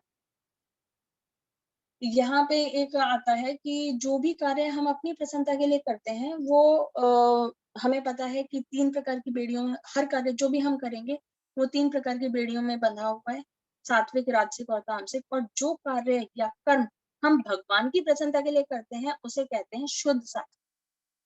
जितने भी कार्य चाहे सात्विक हो, चाहे तामसिक हो, चाहे सात्विक, तामसिक या राजसिक हो, वो सब कार्य जो है ठीक है, वो 3 गुणों में बंधे हुए हैं। राजसिक कर्म जो है रजोगुण में बंधे हुए हैं, तामसिक कर्म जो है तामसिक कार्य जो है वो तमोगुण से बंधे हुए हैं, और जो सात्विक कार्य हैं वो सतोगुण से बंधे हुए हैं। लेकिन इन सब से ऊपर जो कार्य हम भगवान की प्रसन्नता के लिए करते हैं वो कार्य शुद्ध सात्विक कहलाते हैं। जो कार्य हम भगवान की प्रसन्नता के लिए करते हैं उन्हें कहते हैं हम शुद्ध सात्विक। तो यहाँ पर हम अब तक हमने समझ लिया, अब हम यहाँ पर शुद्ध सात्विक जो नया वर्ड है उसको हम सात्विक से डिफरेंशिएट करने की कोशिश करेंगे कि इन दोनों में क्या अंतर है। आपने देखा होगा घी है, हम कहते हैं कि प्योर घी, प्योर देसी घी। तो एक तरह से एक घी है जो प्योर है, जो प्योर प्योर से भी प्योर है, और एक है मिश्रित घी है। तो जो प्योर घी है वो हो गया शुद्ध सात्विक, और जो मिश्रित घी है वो हो गया सात्विक। क्योंकि इस जगत में जितने भी सात्विक कर्म हैं वो शुद्ध सत्व नहीं। ये चीज याद रखने वाली बात है कि इस जगत में जितने भी सात्विक कर्म हैं वो शुद्ध सात्विक नहीं है। क्यों? क्योंकि शुद्ध सत्व वो कर्म है जो केवल और केवल भगवान की प्रसन्नता के लिए किया गया। ठीक है ना? शुद्ध सात्विक वो कर्म है जो केवल और केवल भगवान की प्रसन्नता के लिए किया गया हो। इस जगत में जो सभी कर्म है, जितने भी कर्म है, चाहे सात्विक कर्म हो, राजसिक कर्म हो या तामसिक कर्म हो, वो सभी कर्म मिश्रित हैं। यानी कि अगर आपने 99% जैसे मैंने पहले कहा था, अगर आपने 99% अपनी सारी जिंदगी सात्विक कर्म करा है, ठीक है, सात्विक कर्म करा है, 99% करा है, अगर चलिए आपकी नजर में हम मान लेते हैं 100% भी करा है, तब भी आपने कहीं ना कहीं, कभी ना कभी 0.0000001% कोई ना कोई गलत कर्म जरूर करा। क्यों? क्योंकि इस जगत में जितने भी कर्म हैं, सात्विक कर्म भी मिश्रित हैं। अगर हम पूजा करने जा रहे हैं, मंदिर जा रहे हैं, तो हम क्यों जा रहे हैं? भगवान मेरी बिगड़ी बना देना। हम अपनी इच्छा पूर्ति के लिए जा रहे हैं। हम अपने कर्म हम चाह रहे हैं कि भगवान मेरा वहां एडमिशन हो जाए, भगवान मेरा ये कर्म हो जाए, मेरा ये कार्य सिद्ध हो जाए, मेरा ये हो जाए। तो हम एक तरह से कहीं ना कहीं उसे जो है अपनी तृप्ति के लिए कर रहे हैं। कुछ भी कार्य है, चाहे वो सात्विक कार्य है, उसे भी हम अपनी तृप्ति के लिए कर रहे हैं। तो सात्विक कर्म जो है उसमें कहीं ना कहीं थोड़ा कहीं बहुत वो रजोगुण और तमोगुण उसमें कहीं ना कहीं होगा, कहीं ना कहीं होगा। ये आप मान के चलो, क्योंकि जो इस जगत के जितने भी कर्म हैं, तीनों कर्म, राजसिक कर्म, सात्विक कर्म और तामसिक कर्म, ये तीनों कर्म चूंकि इन तीनों गुणों से बंधे हुए हैं, क्योंकि जब ये कर्म हम जीव जो है इन गुणों से बंधे हुए हैं, तो जब हम कर्म करते हैं तो हम इन गुणों के अधीन होकर कर्म करते हैं। जो रजोगुणी प्रधान व्यक्ति होगा वो राजसिक कर्म करेगा, जो तमोगुणी प्रधान व्यक्ति होगा वो तामसिक कर्म ही करेगा, वो सात्विक कर्म नहीं करेगा। आप तामसिक व्यक्ति को कितना समझा लो, भैया ब्रह्म मुहूर्त में उठो, ब्रह्म मुहूर्त में उठो, लेकिन वो नहीं उठेगा। क्यों? क्योंकि उसे तामसिक जो उसकी प्रवृत्ति है वो ज्यादा है उसके अंदर उसकी प्रधानता है, तो वो नहीं उठे, वो ब्रह्म मुहूर्त में कभी नहीं उठे। तो अब इसी समझाने के लिए प्रभु जी ने एक और एग्जाम्पल दिया था। जैसे कि एक व्यक्ति है, ये जो हमने अभी पढ़ा है कि मतलब जो कर्म हम करते हैं, चाहे सात्विक कर्म है, उसमें कहीं ना कहीं थोड़ा बहुत तामसिक और राजसिक जो है गुण उसमें कहीं ना कहीं मिश्रित होते हैं। अब इस चीज को हम यहाँ पे एक एग्जाम्पल के द्वारा समझते हैं कि एक व्यक्ति ने एक हॉस्पिटल, उसने जो है वहां पर डिसाइड करा कि मैं इस हॉस्पिटल में जो है सभी गरीबों की मदद करूंगा और एक पैसा नहीं लूंगा, मैं फ्री की सेवा करूंगा। उसका हॉस्पिटल बहुत अच्छा चल रहा था। अब एक दिन क्या हुआ, उसके पास एक व्यक्ति आया जिसको गोली लगी हुई थी। वो अपना इलाज कराने के लिए आता है और यह जख्मी व्यक्ति जो है एक चोर है, जिसका उस डॉक्टर को नहीं पता, ठीक है ना। उस डॉक्टर को नहीं पता कि यह व्यक्ति चोर है, इसने दूसरों के घरों में घुसकर चोरी करी है, मार पिटाई करी है या जो भी है, मतलब ये व्यक्ति एक चोर है, गलत आदमी है। अब जब ये व्यक्ति अपना इलाज कराने उसके पास आता है डॉक्टर के पास, तो वो डॉक्टर ये बिना जाने कि कौन है वो व्यक्ति, वो उसका इलाज करता है। अब यहाँ पर ये है कि जब वो डॉक्टर उस व्यक्ति का इलाज करता है, तो यहाँ पर एक प्रश्न उठता है कि चोर ने जो पाप कर्म किया, जो चोर पुलिस की गोली खा के आ रहा है, गोली लगी है, पुलिस की गोली खा के आ रहा है, गलत कर्म करके आ रहा है और यहाँ पर डॉक्टर उसकी मदद कर रहा है, तो जो पाप कर्म उसने किया है, क्या उसका फल, उस व्यक्ति के बुरे कर्म का फल क्या उस डॉक्टर को भी भोगना पड़ेगा जो उसका इलाज कर रहा है? बिल्कुल भोगना पड़ेगा उसे। यहाँ उसने यही कहना चाह रहे हैं कि उसने सारी जिंदगी सात्विक कर्म करे, उसने अनजाने में कहो या कैसे भी कहो, पर उसने एक ऐसे व्यक्ति की मदद करी जो तामसिक है, जो चोरी करता है, लूटपाट मचाता है, उसने ऐसे व्यक्ति की मदद करी, तो उस व्यक्ति का जो पाप है, जो पाप कर्म है, उसका फल उस डॉक्टर को भी कहीं ना कहीं उसके अकाउंट में जुड़ जाए, उसे भी वो फल भोगना पड़े। अब इस यहाँ पर हमें यह पता चलता है कि जिसका इलाज कर रहा है वही है।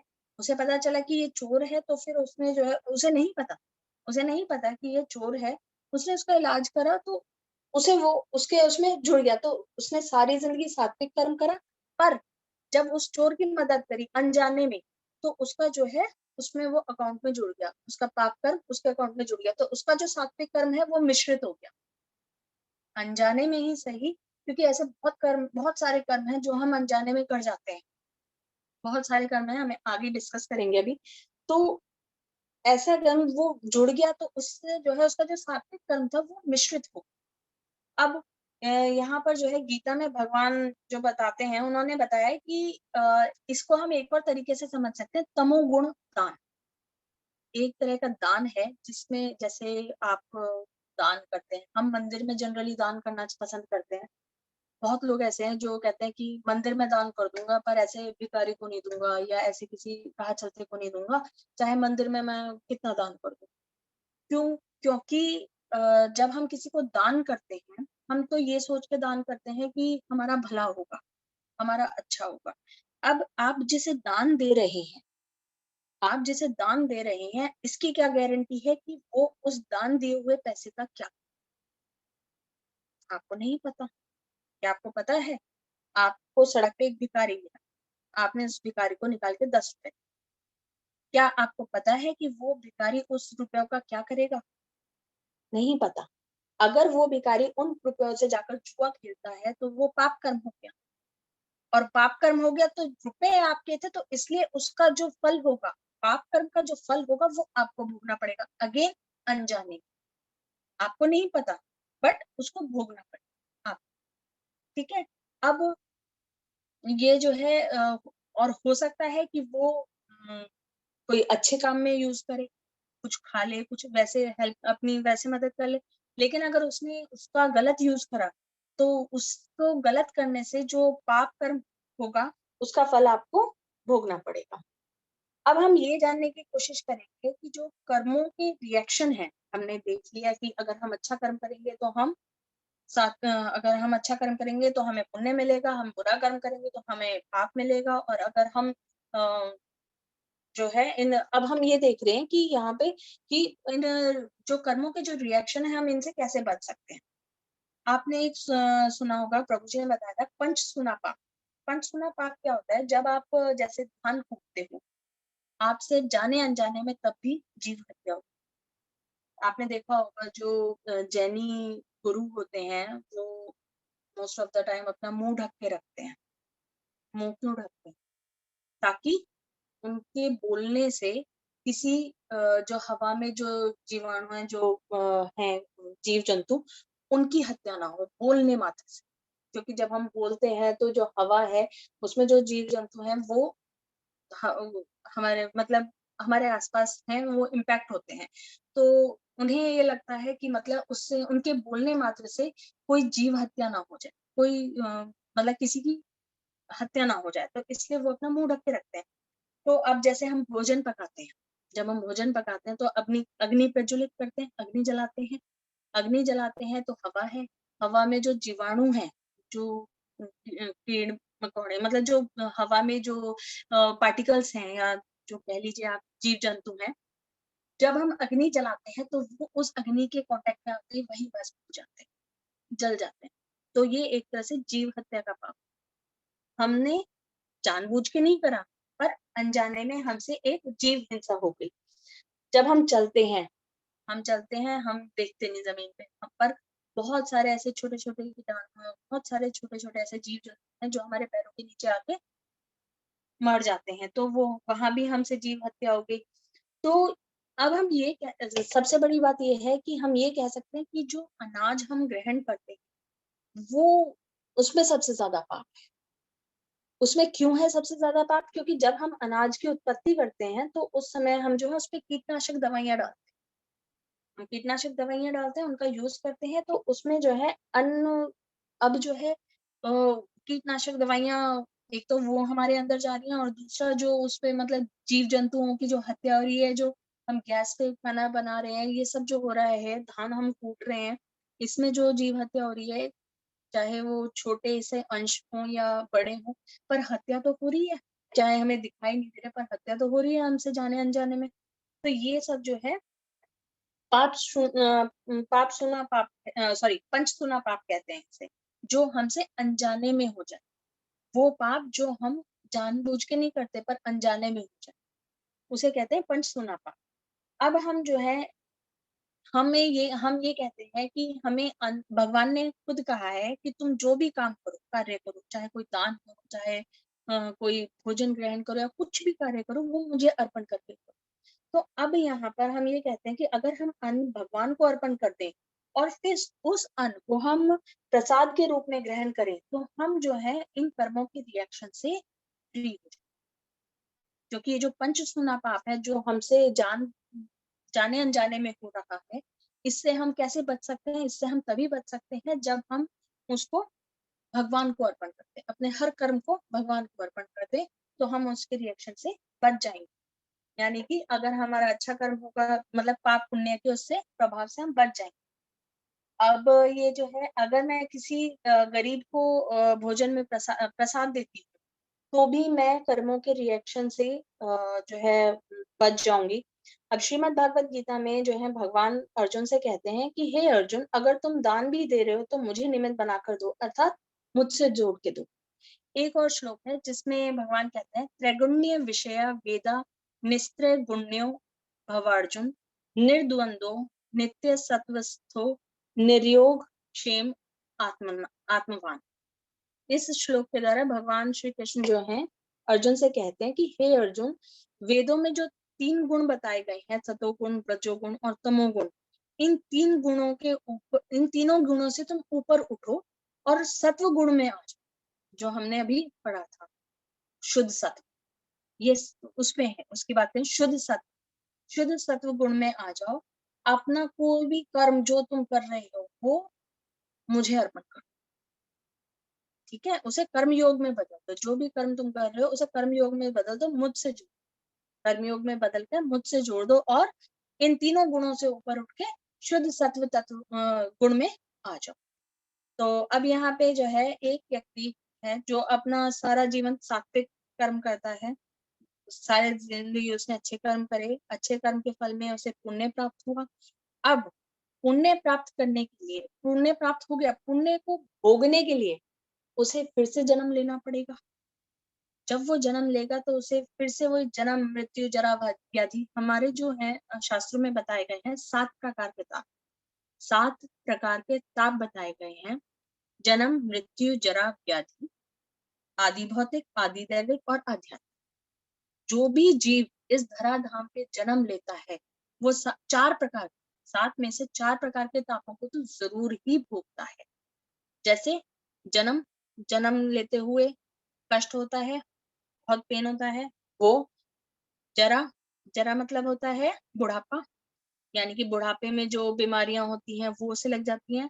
व्याधि मतलब जैसे जुकाम होना, खांसी होना, बुखार होना, मतलब बीमारियां, तरह तरह की बीमारियां लग जाती हैं उसे। और चौथा है मृत्यु, लास्ट में उसकी मृत्यु होती है। तो जो भी जीव इस धराधाम पे आएगा उसे जो है ये 4 ताप जो है उसे अपने उसमें ले ही लेते हैं, उस पे असर दिखाते ही हैं। तो जो व्यक्ति जिसने सारी जिंदगी अपना पुण्य कर्म करे, सात्विक कर्म करे और वो उसने अपने पुण्य अर्जित करे, अब उन पुण्य को भोगने के लिए उसे फिर से जन्म लेना पड़ेगा। मतलब कि उसे फिर से इन तापों के से निकलना पड़ेगा, उन्हें जो है फिर से इन तापों को सहन करना पड़ेगा। तो जिस व्यक्ति ने जो है सात्विक कर्म करके पुण्य कमाए हैं उसे इन चारों तापों से निकलना ही होगा। और इसी वजह से हमारे जीवन में जो है सुख दुख रहते हैं, मिश्रण रहता है। हम सात्विक व्यक्ति ऐसा नहीं है कि पुण्य कमा के वो सारी जिंदगी सुखी सुखी रहेगा, वो दुख भी पाएगा। इसलिए कहा जाता है कि सुख दुख तो लगा रहता है, कि हम आज सुखी हैं, कल को हमें कोई बीमारी हो सकती है, कोई कष्ट आ सकता है, कुछ भी आ सकता है। तो हमारा सुख दुख ये लगा रहता है, क्योंकि हमारे जो कर्म है वो प्योर ना हो के वो मिश्रण है। किसके मिश्रण है? सतो, रजो और तमो के मिश्रण है, ठीक है ना? अब हम जो है आगे समझेंगे कि हमने अभी बात करी थी कि एक फोर्स होता है, जो हमने कर्ण का कंसेप्ट लिया था कि कर्ण ने जब अर्जुन से कहा था, सॉरी, कर्ण ने भगवान श्री कृष्ण से कहा था कि कुछ है कि मैं धार्मिक कार्य करना चाहता हूँ पर मैं कर नहीं पा रहा, मैं अधर्म को छोड़ना चाहता हूँ, मैं पर छोड़ नहीं पा रहा, वहां पे उसने कहा था। तो फिर यहाँ पे अब हम ये समझने की कोशिश करेंगे कि ये फोर्स क्या है। सबसे पहले हम ये जानने की कोशिश समझेंगे कि हम अपने कर्मों से नहीं काट सकते। यानी कि अगर मैंने 10 अच्छे कर्म करे हैं और 5 बुरे कर्म करे हैं, तो अगर मैं भगवान से कहूँ जो है, हे कन्हैया, मैंने ना ये 10 अच्छे कर्म करे हैं और ये 5 बुरे कर्म करे हैं, एक काम करो 5 में से 5 इन्हें नलिफाई कर दो, ये 0 हो जाएंगे, बचे 5 अच्छे कर्म मैं वो भोग। क्या ऐसा पॉसिबल है? नहीं। हम, हाँ, ये जो है हम कहते हैं कि तुम ये करोगे तो तुम्हें जो है वो, ये कर्म कांड में आता है कंसेप्ट, ये बहुत आगे की चीजें ये अभी नहीं डिस्कस करेंगे हम। पर इतना हमें समझना है कि हम जो है अपने अच्छे कर्मों के द्वारा हम अपने बुरे कर्मों को नहीं काट सकते। मेरे अगर 10 अच्छे कर्म हैं तो मुझे वो भोगने होंगे, मेरे अगर 5 बुरे कर्म हैं तो मुझे वो भी भोगने होंगे। मुझे अपना हर कर्म भोगना हो, चाहे अच्छा हो या बुरा हो, मुझे दोनों कर्म अपने भोगने पड़ेंगे। अब जो है यहाँ अब आता है फोर्स के बारे में बात करते हैं। ये जो फोर्स है, ये क्या ये हमसे कर्म करवाता है? अगर देखा जाए तो हाँ, इसके हिसाब से है। हाँ, क्योंकि स्वभाव और संस्कार, भाई ठीक है, हम कर्म कर रहे हैं, हम बंधे हुए हैं, ये तो ठीक है, लेकिन स्वभाव भी होता है किसी व्यक्ति का। भाई जीव है, जीव का अपना स्वभाव भी होगा, कैसा भी स्वभाव हो सकता है, उसका जो स्वभाव है उसके हिसाब से वो कर्म करेगा। तो यहाँ पर जो है हर जीव का एक स्वभाव होता है। ये स्वभाव हमारा कब बनता है? हमारा संग के द्वारा बनता है। अगर हम जो है किसी धार्मिक व्यक्ति का संग करेंगे तो क्या होगा? हमारा स्वभाव धार्मिक बन जाएगा। अगर हम किसी नॉन वेज खाने वाले का संग करेंगे, कोई नॉन वेज खाता है, मांस मच्छी खाता है या शराब पीता है, अगर हम ऐसे व्यक्ति का संग करेंगे तो क्या होगा? हमारी जो है हम फिर उस तरह के बन जाएंगे, हम भी नॉन वेज खाने लगेंगे। संग का बहुत ज्यादा प्रभाव होता है, ये सब जानते ही। तो ये जो है स्वभाव जो है हमारा कैसे बनता है? संग के द्वारा बनता है। अगर हम अच्छे का संग करेंगे तो हम अच्छा कार्य करेंगे, हम बुरे का संग करेंगे तो हम बुरा कार्य करेंगे। और इसे जो है एक एग्जांपल से समझते हैं कि जैसे वही है कि मतलब नॉन वेज और उसका है सबसे बेस्ट एग्जांपल। तो और कुछ क्या बोलूं मैं कि मतलब अगर आप नॉन वेज वाले का संग करते हैं तो आप भी एक टाइम के बाद नॉन वेज खाने लगेंगे। अरे भाई थोड़ा बहुत खा के तो देख, अरे खा के तो देख, अरे बहुत टेस्टी, खा के तो देख। एक टाइम के बाद आपकी हो सकता है कंट्रोल छूट जाए और आप खा लो। बहुत ऐसे लोग होते हैं जो ऐसे ही इन रास्तों पे चले जाते हैं। तो अब आता है दूसरा, आता है संस्कार। ये संस्कार संस्कार वो हैं जो गर्भ में बच्चा अपनी माँ के द्वारा सीखता है। गर्भावस्था में प्रेगनेंसी के दौरान जो माँ देखती है, खाती है या पीती है या जो महसूस करती है, वो सब बच्चा महसूस करता है, वो सब बच्चा उससे जो है बच्चा ग्रहण करता है और वो उसके संस्कार बनते हैं। आपने सबसे ज्यादा सुना होगा संस्कारों के बारे में प्रहलाद महाराज का। प्रहलाद महाराज जब गर्भ में थे, अपनी मैया के माता के गर्भ में थे, तो नारद मुनि ने उन्हें जो है मैया को कथाएं सुनाई थी नारायण की। बहुत अच्छी-अच्छी कथाएं सुनाई थी। तो उन सब कथाओं को सुन के प्रहलाद महाराज का स्वभाव क्या बना? वैष्णव स्वभाव बना, उनका धार्मिक स्वभाव बना, उनका इतना अच्छा स्वभाव बना कि वो सबसे बड़े वैष्णव जन्म लेने के बाद। कहाँ जन्म लिया उन्होंने? एक राक्षस योनि में जन्म लिया। उनके पिता एक राक्षस थे, पर उनका स्वभाव की वजह से जो उन्हें संस्कार मिले, स्वभाव नहीं सॉरी, जो संस्कार मिले अपनी माँ के द्वारा, जो नारद जी ने उन्हें शिक्षाएं दी गर्भावस्था में, वो सारी शिक्षाएं जो है उन्हें लेके जब वो जन्म लिया उन्होंने, तो वो राक्षस कुल में होते हुए भी वहां पे सबसे बड़े वैष्णव। और एक और संस्कार की एक और आता है जिसमें अम, अर्जुन अर्जुन जो है अपनी पत्नी को सुना रहे हैं कथा, वो बता रहे हैं कि कैसे किस तरह से चक्रव्यूह को भेजा जा सकता है। वो प्रेगनेंसी में बता रहे हैं अपनी वाइफ को, सुभद्रा जी को। तो सुभद्रा जी सुन रही हैं और सुनते सुनते, आपने ये प्रसंग सुना होगा, बहुत कॉमन है। तो सुनते सुनते वो सो गई। तो जब तक वो जग रही थी, अर्जुन जब बता रहे थे उन्हें, जब तक वो जग रही थी तब तक जो जो उन्होंने सुना वो सब सब उनके पुत्र अभिमन्यु ने, जो कि उस समय उनकी गर्भ में थे, वो सब उसे सुन रहे थे। और जैसे ही उनकी मैया सो गई, उनकी माता सो गई, तो वो नहीं सुन।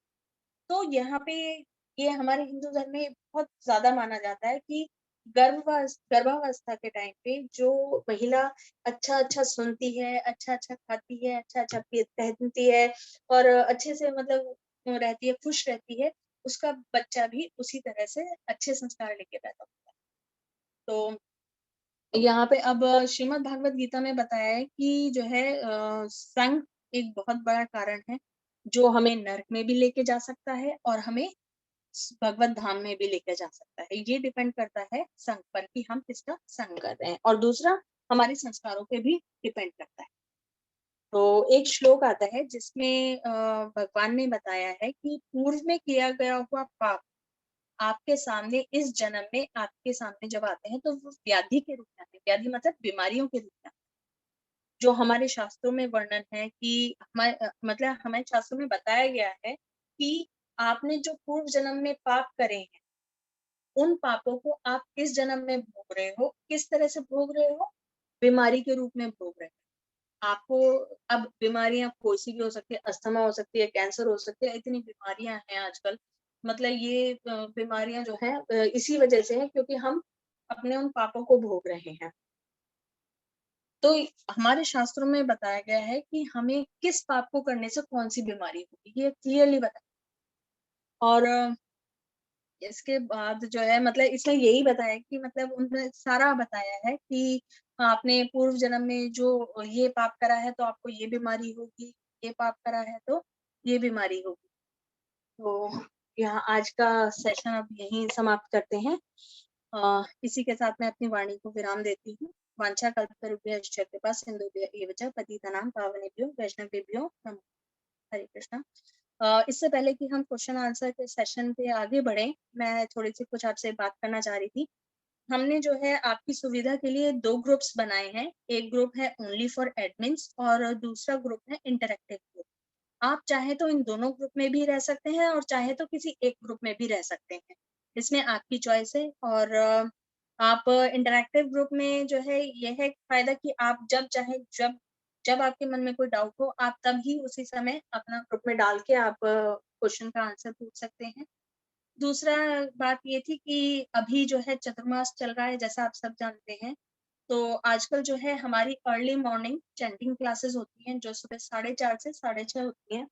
अगर आप इस चैंटिंग क्लासेस को ज्वाइन करना चाहते हैं तो मैं चैंटिंग का जो है एक लिंक शेयर कर दूंगी, तो आप उसे क्लिक करके आप चैंटिंग क्लासेस ज्वाइन कर सकते हैं। और दूसरा जो है ये जो मेन ग्रुप है ओनली फॉर एडमिन्स जो है ये इसमें जो है हमने 2 हफ्ते का राउंड लगभग 2 हफ्ते का टाइम टेबल शेयर किया है कि मतलब कौन सी क्लासेस कैसे होंगी, कब होंगी, क्या टाइमिंग रहेगा, क्या क्या है। तो वो आप प्लीज एक बार गो थ्रू कर लीजिएगा, अच्छे से ध्यान दे लीजिएगा। हरे कृष्णा। अब सवाल कर सकते हैं आप। हरे कृष्णा माता दीदी। हरे कृष्णा। हरे कृष्ण माता जी, very beautifully explained. Thank you माता जी, आपका ही आशीर्वाद है बस। मुझे अच्छा लगा कि आपको अगर समझ में आया मेरा बताया हुआ, मुझे बहुत अच्छा लगा। हरे कृष्णा दीदी, एक क्वेश्चन था। हरे कृष्णा प्रभु जी। हाँ जी पूछिए। हाँ दीदी, इस आपने भक्ति इसमें आपने कर्मयोग के बारे में बताया कि हम्म कर्मयोग भगवान की प्रसन्नता के लिए करते हैं हर कर्म को। हम्म आपने अर्जुन का भी एग्जाम्पल दिया और कुछ और एग्जाम्पल भी दिया। हम्म तो इसी तरह जो है इसमें मेरे को थोड़ा सा डाउट ये था कि इवन भक्ति योग जो है उसमें भी यही होता है कि हम जो है भगवान के लिए ही करते हैं। हाँ जी अगर हम कुछ बनाते हैं तो भगवान को भोग लगाने के लिए, या बिल्कुल। अगर कुछ और भी हम कुछ हम हमेशा भगवान को सेंटर में रख के ही उन कर्मों को करते हैं तो वो भक्ति कहलाती है। और इसी हाँ योग को भक्ति योग भी कहते हैं। बिल्कुल। तो वो भक्ति योग है और कर्म योग में भी आपने ऐसा ही कुछ बताया। तो हाँ थोड़ा जी सा आप इसको डिफरेंशिएट करेंगे जिससे कि क्लैरिटी हो कि ये कर्म योग है और ये भक्ति योग है। प्रभु जी, जो कर्म योग है वो हम जनरली जो कर्म करते हैं, भक्ति तो भक्ति हो गई। भक्ति तो आप भाव वाली भक्ति होगी, मतलब आप उसमें भक्ति तो बिल्कुल ही अलग हो गई। उसका तो आप बिल्कुल ही अलग लीजिए। भक्ति योग जो है वो अलग है, भक्ति मार्ग बिल्कुल अलग है मेरे नजर में। और जो कर्म योग है उसमें आप जो डेली रूटीन के कर्म कर रहे हैं, जैसे आप खा रहे हैं, पी रहे हैं, चल रहे हैं, उठ रहे हैं, बैठ रहे हैं, ये कर्म योग है। कि मतलब आप जो भी कर्म कर रहे हैं उसमें आप भगवान को जोड़ रहे हैं। कि अगर मैं चल रहा हूँ तो उसमें आप ये मान के चल रहे हैं कि मैं गोवर्धन की परिक्रमा कर रहा हूँ। समझ रहे हैं? तो वो एक तरह से आपने अपना चलना जो है भगवान को अर्पण कर दिया। आप खा रहे हैं, आप ये भी ये ये जो आप भाव बता रहे हो हुँ, चलने का, खाने का, हुँ, ये सब जो है थोड़ा सा मुझे कंफ्यूजन ये था कि मुझे ये भक्ति योग लगता है। इसमें आपका भाव भगवान की तरफ है, भक्ति है ये जो आप कर रहे हो। आप खा रहे हो, प्रसाद पा रहे हो, तो आप एक तरह से अपनी इंद्रियों से भगवान की सेवा कर रहे हो। तो ये भक्ति योग की तरह लग रहा है। और वो आप कह रहे हो भक्ति योग थोड़ा बिल्कुल ही अलग है, तो थोड़ा सा वो बिल्कुल अलग वाला थोड़ा सा क्लैरिटी अगर दे देंगे ना तो बाकी सबको भी बेनिफिट मिलेगा इसका आने वाले टाइम। हाँ जी, हाँ जी। प्रभु जी देखिए, इसमें भक्ति योग तो यही है कि कैसे हम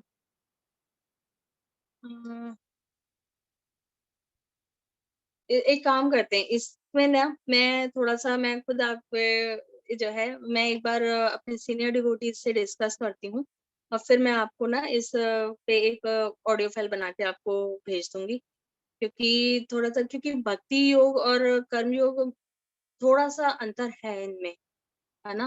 और वही है कि मैं नहीं चाहती कि मैं आपको कोई गलत आंसर दूं, तो मुझे आप थोड़ा सा टाइम दीजिए। हरे कृष्णा तो दीदी। दीदी आप टाइम ले सकते हैं, दीदी आप भेज देना, मैं इंटरेक्टिव ग्रुप में नहीं हूँ, बस आपको इतना बताना चाहूंगा। अच्छा, ठीक है प्रभु जी, आप चाहे तो मैं आपको ऐड कर लूं नहीं, इंटरेक्टिव मैं ग्रुप में। एक बार इंटरेक्टिव ग्रुप में ऐड हुआ था, उसमें बहुत कुछ आ रहा था, मैसेजेस आ रहे थे, तो फिर उससे डिस्टरबेंस हो रही थी। तो मैं चाहता तो हूँ इंटरेक्टिव ग्रुप में आना, बट उसमें फिर बाकी सब चीजें भी होती हैं, तो उससे हाँ जी, हाँ जी, थोड़ा टाइम वेस्ट होता है। कोई दिक्कत नहीं है प्रभु जी, मैं आपको 1 to 1 रिप्लाई कर दूंगी। Please no issue. ध्यान रखना। हाँ, थैंक यू श्योर दीदी। थैंक यू प्रभु जी, थैंक यू। हरे कृष्णा।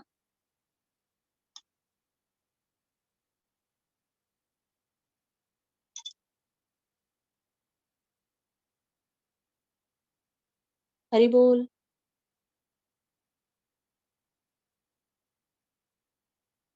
हरे कृष्णा दीदी। हरे कृष्णा। हरे कृष्णा दीदी, कैसे हैं? दीदी मैं गौरप्रिया ही बोल रही हूँ। मैं ये हाँ कह जी, रही थी कि आप पूछ लीजिए अगर किसी के प्रश्न है, वरना हाँ फिर जी हम दीदी, कोई बात नहीं, इसको एंड कर देंगे। ठीक है। अगर कोई और प्रश्न है तो आप पूछ लीजिए, नहीं तो फिर हम इस क्लास को यहीं समाप्त करते हैं।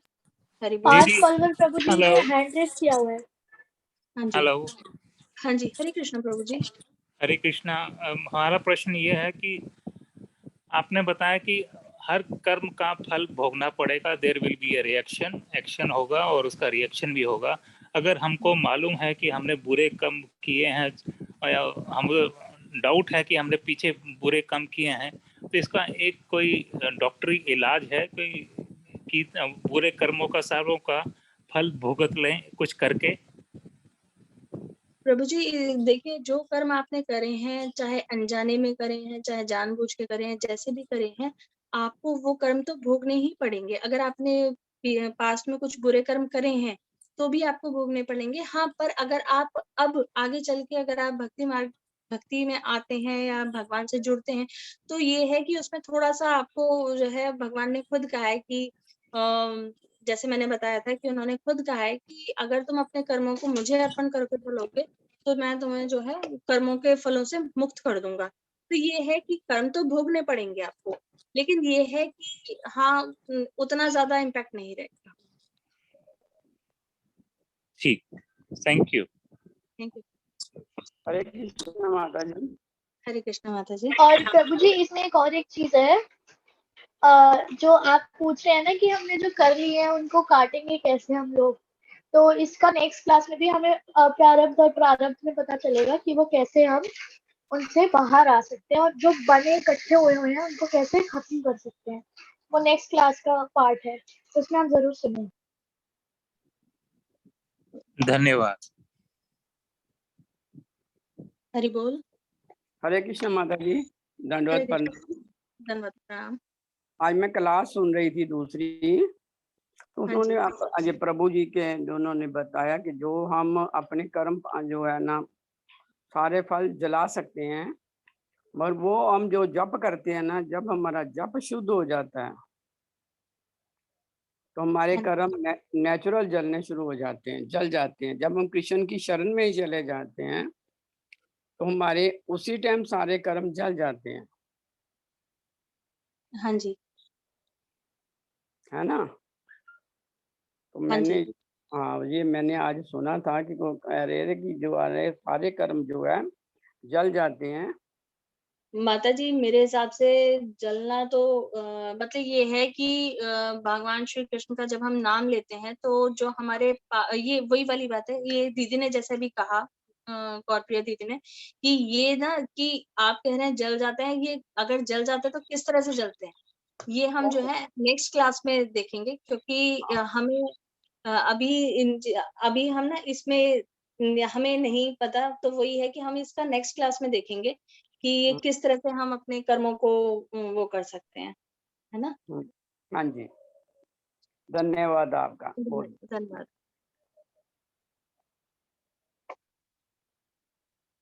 हरि बोल।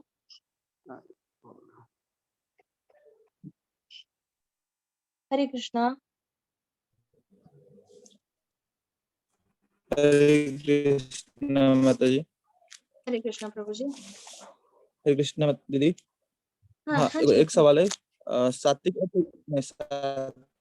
और सात्विक में जो कि सात्विक प्रभु जी, जो घी का है तो सात्विक हो जाए, क्योंकि उसमें कुछ इम्प्योर है, तो प्रभु जी आपकी प्योर घी आवाज क्लियर नहीं है। हरे हरे कृष्णा। कृष्णा। आवाज प्रभु आ जी रही? आपकी आवाज क्लियर नहीं आ रही है। अभी आ हाँ रही? जी, आवाज क्लियर नहीं आ रही है। हाँ जी, अब बताइए। नहीं, सात्विक और शुद्ध सात्विक को थोड़ा सा क्लियर करके समझाए, वहां पे थोड़ा सा मुझे कुछ डाउट आ रहा है मन में। बताइए। नहीं, वो सात्विक जो है ना, वो घी का, तो वो तो भगवान को अगर लगा लिया तो भी शुद्ध सात्विक हो जाएगा ना। नहीं, ये जस्ट एक एग्जाम्पल के तौर पे दिया है कि जैसे एक हम कहते हैं शुद्ध देसी घी, गाय का देसी घी, तो उसको हमने ये रखा है कि जो है वो इसका मतलब हो गया वो शुद्ध सात्विक, मतलब सात्विक कर्म जो है वो मिश्रित है। जो हम इस जगत में जो कर्म कर रहे हैं, जो सात्विक कर्म भी कर रहे हैं, अभी हमने बताया ना, एक एग्जांपल मैंने दिया था कि हॉस्पिटल का, एक डॉक्टर का एग्जांपल दिया था ना, जिसमें वो डॉक्टर हॉस्पिटल में एक चोर का ट्रीटमेंट करता है। उसने सारी जिंदगी अपने सात्विक कर्म करे, पर उसने एंड में आके एक बीच में एक चोर का इलाज कर दिया, चाहे अनजाने में कर दिया। तो वो जो है उसका जो सात्विक कर्म है वो मिश्रित हो गया। क्यों? क्योंकि उसमें आप चोर का जो तामसिक कर्म था वो मिल गया, है ना, तो वो जो है मिश्रित हो गया, तो इसलिए वो इम्प्योर हो गया।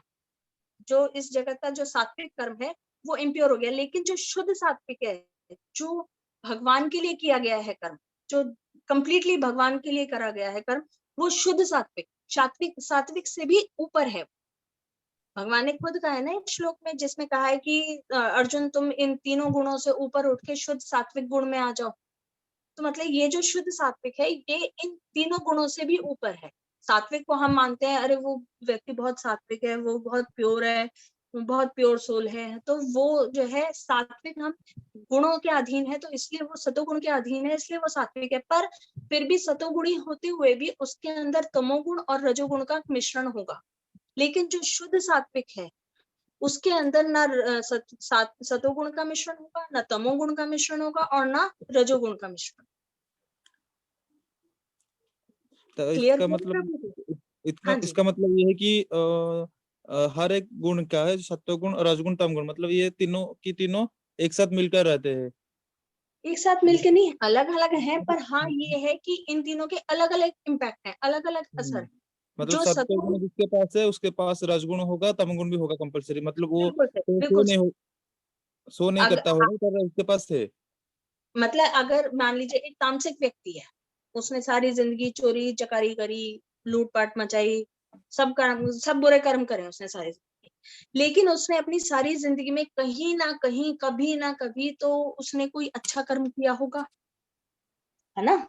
अगर उसने मान लो किसी कुत्ते को भी रोटी खिला दी, वो भी उसका अच्छे कर्म में ऐड हो गया, है ना। अगर उसने किसी आदमी को एक गिलास पानी तक पिला दिया तो भी उसके अच्छे कर्म में ऐड हो गया। तो वही है कि इस जगत के जितने भी कर्म हैं, सतोगुण, रजोगुण और तमोगुण, जितने भी गुण हैं, कर्म हैं, ये सारे के सारे मिक्स हैं। जो प्योर मान लो जो तामसिक व्यक्ति है, जिसे हम प्योर तामसिक मान रहे थे, वो भी प्योर तामसिक नहीं होगा, उसके अंदर कहीं ना कहीं किसी ना किसी रूप से सतोगुण का प्रभाव होगा, कुछ ना कुछ अंश होगा। समझ रहे प्रभु जी? हाँ प्रभु जी, धन्यवाद। धन्यवाद प्रभु जी। हरे कृष्णा माता जी। हरे कृष्णा माता जी। हरे कृष्णा दीदी, कैसे हैं? हाँ माता जी, मैं ठीक हूँ। 4 महीने पहले फैमिली में कुछ बहुत बड़ी ट्रेजेडी हो गई, तभी कृष्ण भटक रही हूँ आजकल मैं। तो इसीलिए आपकी प्रभु की शरणागति हुई हूँ। तो अभी जैसे भक्ति और उसकी बात हो रही थी कर्म योग की, तो कर्म तो ये है कि व्हाट कर्म इज एक्सपेक्टेड ऑफ अस। जैसे कोई गृहिणी है, कोई ऑफिस गोअर है, कृष्ण उसका काम था अर्जुन का युद्ध में लड़ना, है ना, तो वो तो हमारे कर्म है, वो प्रभु को समर्पित करके। अकर्म वाली जो बात आ रही है कि मतलब वो कर्मा जो कृष्ण को समर्पित हो गए, कर्म बंधन नहीं बंधेंगे, है ना।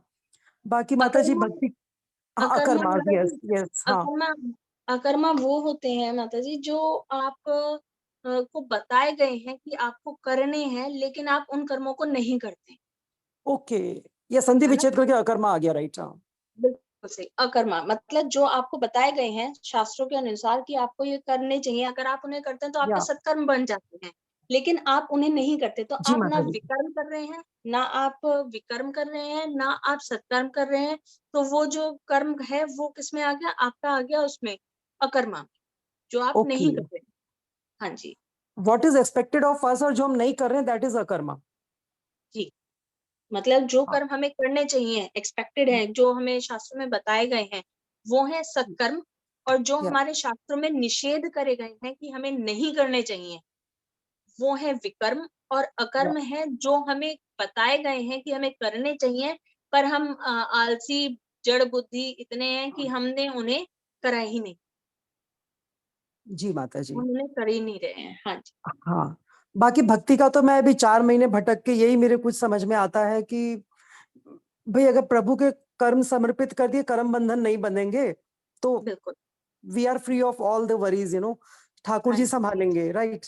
बाकी बिल्कुल। भक्ति का ये समझ में आ रहा है कि हर समय प्रभु का ही स्मरण, जैसे हाँ जी सब में ईश्वर समभाव, यही सोच रही हूँ। अभी तो भटक ही रही हूँ माता जी, बस समझ नहीं नहीं नहीं आ रहा क्या करूँ। नहीं नहीं माता जी, ऐसा नहीं है। आप बहुत अच्छी जगह आए हैं, आप बहुत अच्छी जगह आए हैं। आप बहुत जल्दी मतलब इन सब चीजों को समझ जाएंगे, और आप भक्ति प्रभु ने में बहुत आगे उपकार भी बढ़ेंगे। करा, प्रभु ने बहुत उपकार भी करा। ये जो आपका गुरु पूर्णिमा वाले दिन गढ़ी में जो श्रीधर प्रभु का था, वहां हाँ पे, वहां हरिनाम का भी सब मतलब सौभाग्य बोलूं क्या बोलूं, हाँ बहुत जी कृपा करी ठाकुर जी ने। उस दिन से तो माला भी हो पा रही है, 16 हो पा रही है, एकादशी दिन 32 हो गई। तो माता जी बहुत कोशिश कर रही हूँ संभाल लूं मैं, बस आप ऐसे लोगों का ऐसे ही कम हो जाएगा। शरणागति हूँ, बस प्रभु बस शक्ति दें। बिल्कुल बिल्कुल माता जी, ऐसे ही सब संभल जाएगा। आपको पता भी नहीं चलेगा कब आप कन्हैया से जुड़ गए हैं, आपको पता भी नहीं चलेगा। जब आप पीछे मुड़ के देखेंगे तो अरे मैं इतना लंबा सफर तय करके आ भी गई, इतनी दूर आ गई।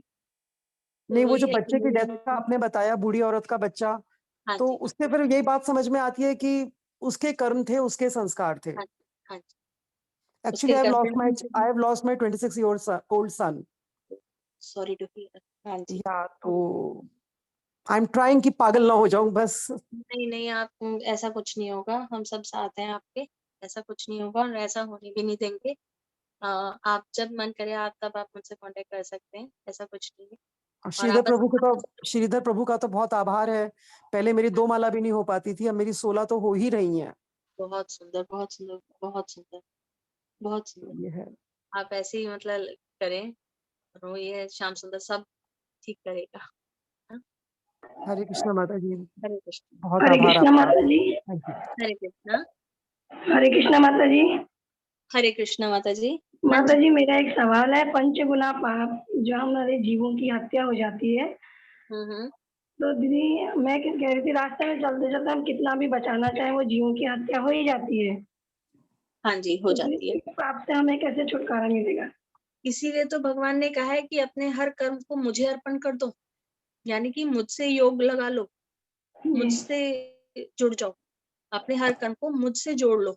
तो तुम जो है इन अब जो तुमसे अनजाने जाने जानबूझ के या अनजाने में जितने भी पाप हो रहे हैं, वो सारे पाप जो है नलीफाई हो जाएंगे, क्योंकि उनका जो रिएक्शन तुम्हें मिलना है, जो पाप तुमसे हो रहे हैं उनके जो रिएक्शन में जो तुम्हें पाप मिलने हैं, भोगने हैं, वो तुम भोगने से बच जाओगे।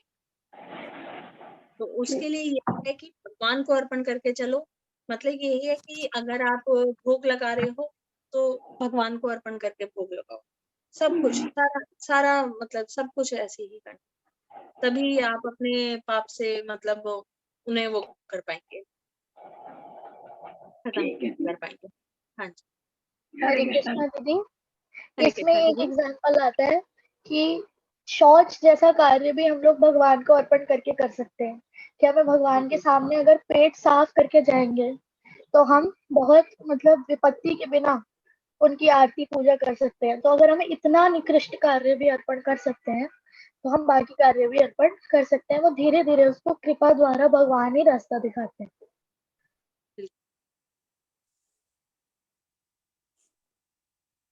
हरे कृष्णा।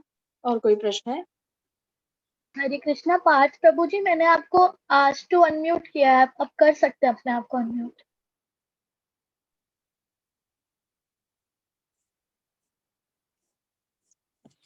बस दीदी बहुत बहुत धन्यवाद आपका, आपकी हमारे पर कृपा रहे, बस यही हमारी विश है। बिल्कुल प्रभु जी, बिल्कुल भगवान से यही प्रार्थना है कि सब पे भगवान की कृपा रहे, सब पे रहेगी। ठीक है, तो फिर अगर कोई प्रश्न नहीं है तो हम क्लास यहीं रोकते हैं। हरे कृष्णा, धन्यवाद प्रणाम आप सभी को। हरे कृष्णा जी, धन्यवाद प्रणाम। बहुत धन्यवाद माता। दंडवत प्रणाम। धन्यवाद प्रणाम। दंडवत प्रणाम। धन्यवाद प्रणाम। हरे कृष्णा जी। मेरा एक क्वेश्चन था। हाँ जी। Am I audible? हाँ जी, बोलिए। जी, जैसे आपने बताया कि जो तामसिक गुण वाले हैं उनको नरक लोक में मतलब प्लेस मिलती है, तो जो राजसिक गुण वाले हैं वो कहाँ जाते हैं? वो इस धराधाम पे ही रहते हैं। वो इधर। हाँ, वो धराधाम पे ही रहते हैं। जो तामसिक होते हैं वो नीचे के लोकों में जाते हैं, नर्क जैसे। और जो सात्विक गुणों वाले होते हैं वो सात्विक कर्म करके ऊपर के लोकों में जाते हैं, जैसे स्वर्ग। जैसे मैंने बताया था एक कथा में कि आप पुण्य करके मतलब सात्विक कर्म करके पुण्य कमाते हैं, उन पुण्यों के आधार पे आप स्वर्ग जा सकते हैं। और जो राजसिक प्रवृत्ति के लोग होते हैं वो इस धराधाम पे ही रहते हैं। और मेरा एक और प्रश्न था, जैसे जो राजसिक में जैसे प्याज लहसुन 10 की चीज है, तो राजसिक में आती है तामसिक में आती है? माता जी जो है राजसिक में ही आता है, वैसे ये तामसिक में आता है, सॉरी। ये प्याज लहसुन जो है तामसिक में आता है। राजसिक में आता है मसालेदार भोजन, जिसमें हम मिर्च मसाले सारे मतलब जो मसाले हैं तीखे मसाले डाल के हम जो बनाते हैं, चटपटा जिसे कहते हैं, वो आता है राजसिक में। तामसिक में आता है प्याज लहसुन, शराब, नॉनवेज, ये सब चीजें आती हैं। तामसिक में वो आता है जिससे बैड स्मेल्स आती है। हाँ जी, जिसमें से बैड स्मेल्स आती है वो आता है। हाँ बिल्कुल सही, एग्जैक्टली, बिल्कुल सही। और साथ क्योंकि में वही है कि जो लोग प्याज, हाँ जी, जो माता जी जो लोग प्याज खाते हैं उन्हें प्याज में से स्मेल नहीं आएगी, उसे वो टेस्ट में उन्हें वो टेस्ट लगेगा कि ये तो बड़ी अच्छी खुशबू आ रही है। तो वो जो लोग उन्हें नहीं पता चलेगा कि ये तामसिक है। तो इसलिए जो है बैड स्मेल उनके लिए जो सात्विक भोजन करते हैं, जो प्याज लहसुन नहीं खाते हैं, उन्हें पता है कि हाँ ये इतनी गंदी स्मेल, अरे ये तो प्याज की है, उन्हें महसूस हो जाती है। लेकिन जो ऑलरेडी पहले से प्याज लहसुन खाते हैं उन्हें लगेगा कि नहीं इसमें तो इतनी अच्छी खुशबू आ रही है।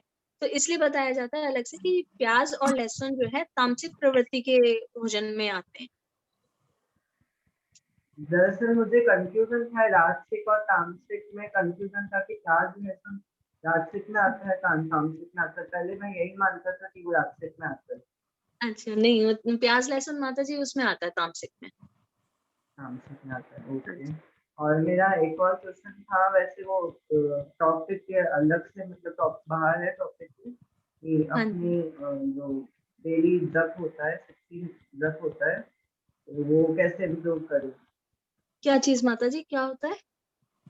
डेली अपन जप करते हैं 16 माला, जप जो करते हैं आप, हाँ, वो कैसे इम्प्रूव कर सकते हैं? कैसे इम्प्रूव कर सकते हैं? भक्तों के संग में। ये संग जो नहीं हम मिला चैंटिंग, दरअसल अभी तक। माता जी ये जो चैंटिंग क्लासेस है ना, आप इन्हें ज्वाइन करिए। 4:30 से 6:30 के बजे क्लासेस होती हैं सुबह के टाइम। तो आप जरूरी नहीं है कि आप 4:30 बजे ज्वाइन करें, आप 5:30 बजे आप अपनी सहूलियत के हिसाब से जब आप उठ जाए आप तब ज्वाइन कर लीजिए, 6:30 से पहले पहले। तो क्योंकि जो ये हरि नाम है, ये जो जप है, ये ना सब भक्तों के संग में ही इम्प्रूव हो पाएगा। तो आप उस चैंटिंग क्लासेस को ज्वाइन करिए और उससे मतलब डेफिनेटली इम्प्रूव करेगा।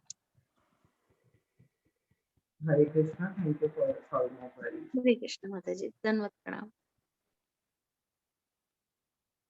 और कोई प्रश्न है क्या? हरि बोल। By the way, I am not Hare माता कृष्णा दीदी। हरे कृष्ण, क्या कह रहे हैं माता जी? दीदी मैं कहना चाह रही थी चैटिंग क्लास जरूरी है या ये वाली ग्रुप वाली जो है वो जरूरी है? दीदी जो आपकी चैंटिंग क्लास है वो तो रेगुलर होती है, वो भी जरूरी है, क्योंकि चतुर्मास चल रहा है, तो ऐसे में आपके लिए अच्छा मौका है कि आप जब अपना जो हरि नाम है वो आप बढ़ा सकें, उसे और अच्छे से कर सकें, है ना? दीदी तो ये चैटिंग क्लास में हम क्या मतलब किस से बातें कर मतलब चैटिंग कर सकते हैं? हम ग्रुप में लिंक शेयर कर देंगे दीदी उसका, तो आप सुबह कभी भी उसे ज्वाइन कर सकते हैं। आप चाहे 5:30 बजे ज्वाइन कर लीजिए, कभी भी आप ज्वाइन कर सकते हैं। और उसमें सब भक्त जो है मिलके एक एक करके मतलब चैंटिंग करते हैं, और आप दीदी ये उसे डेली होती है? ये डेली होती है दीदी, मंडे टू संडे डेली।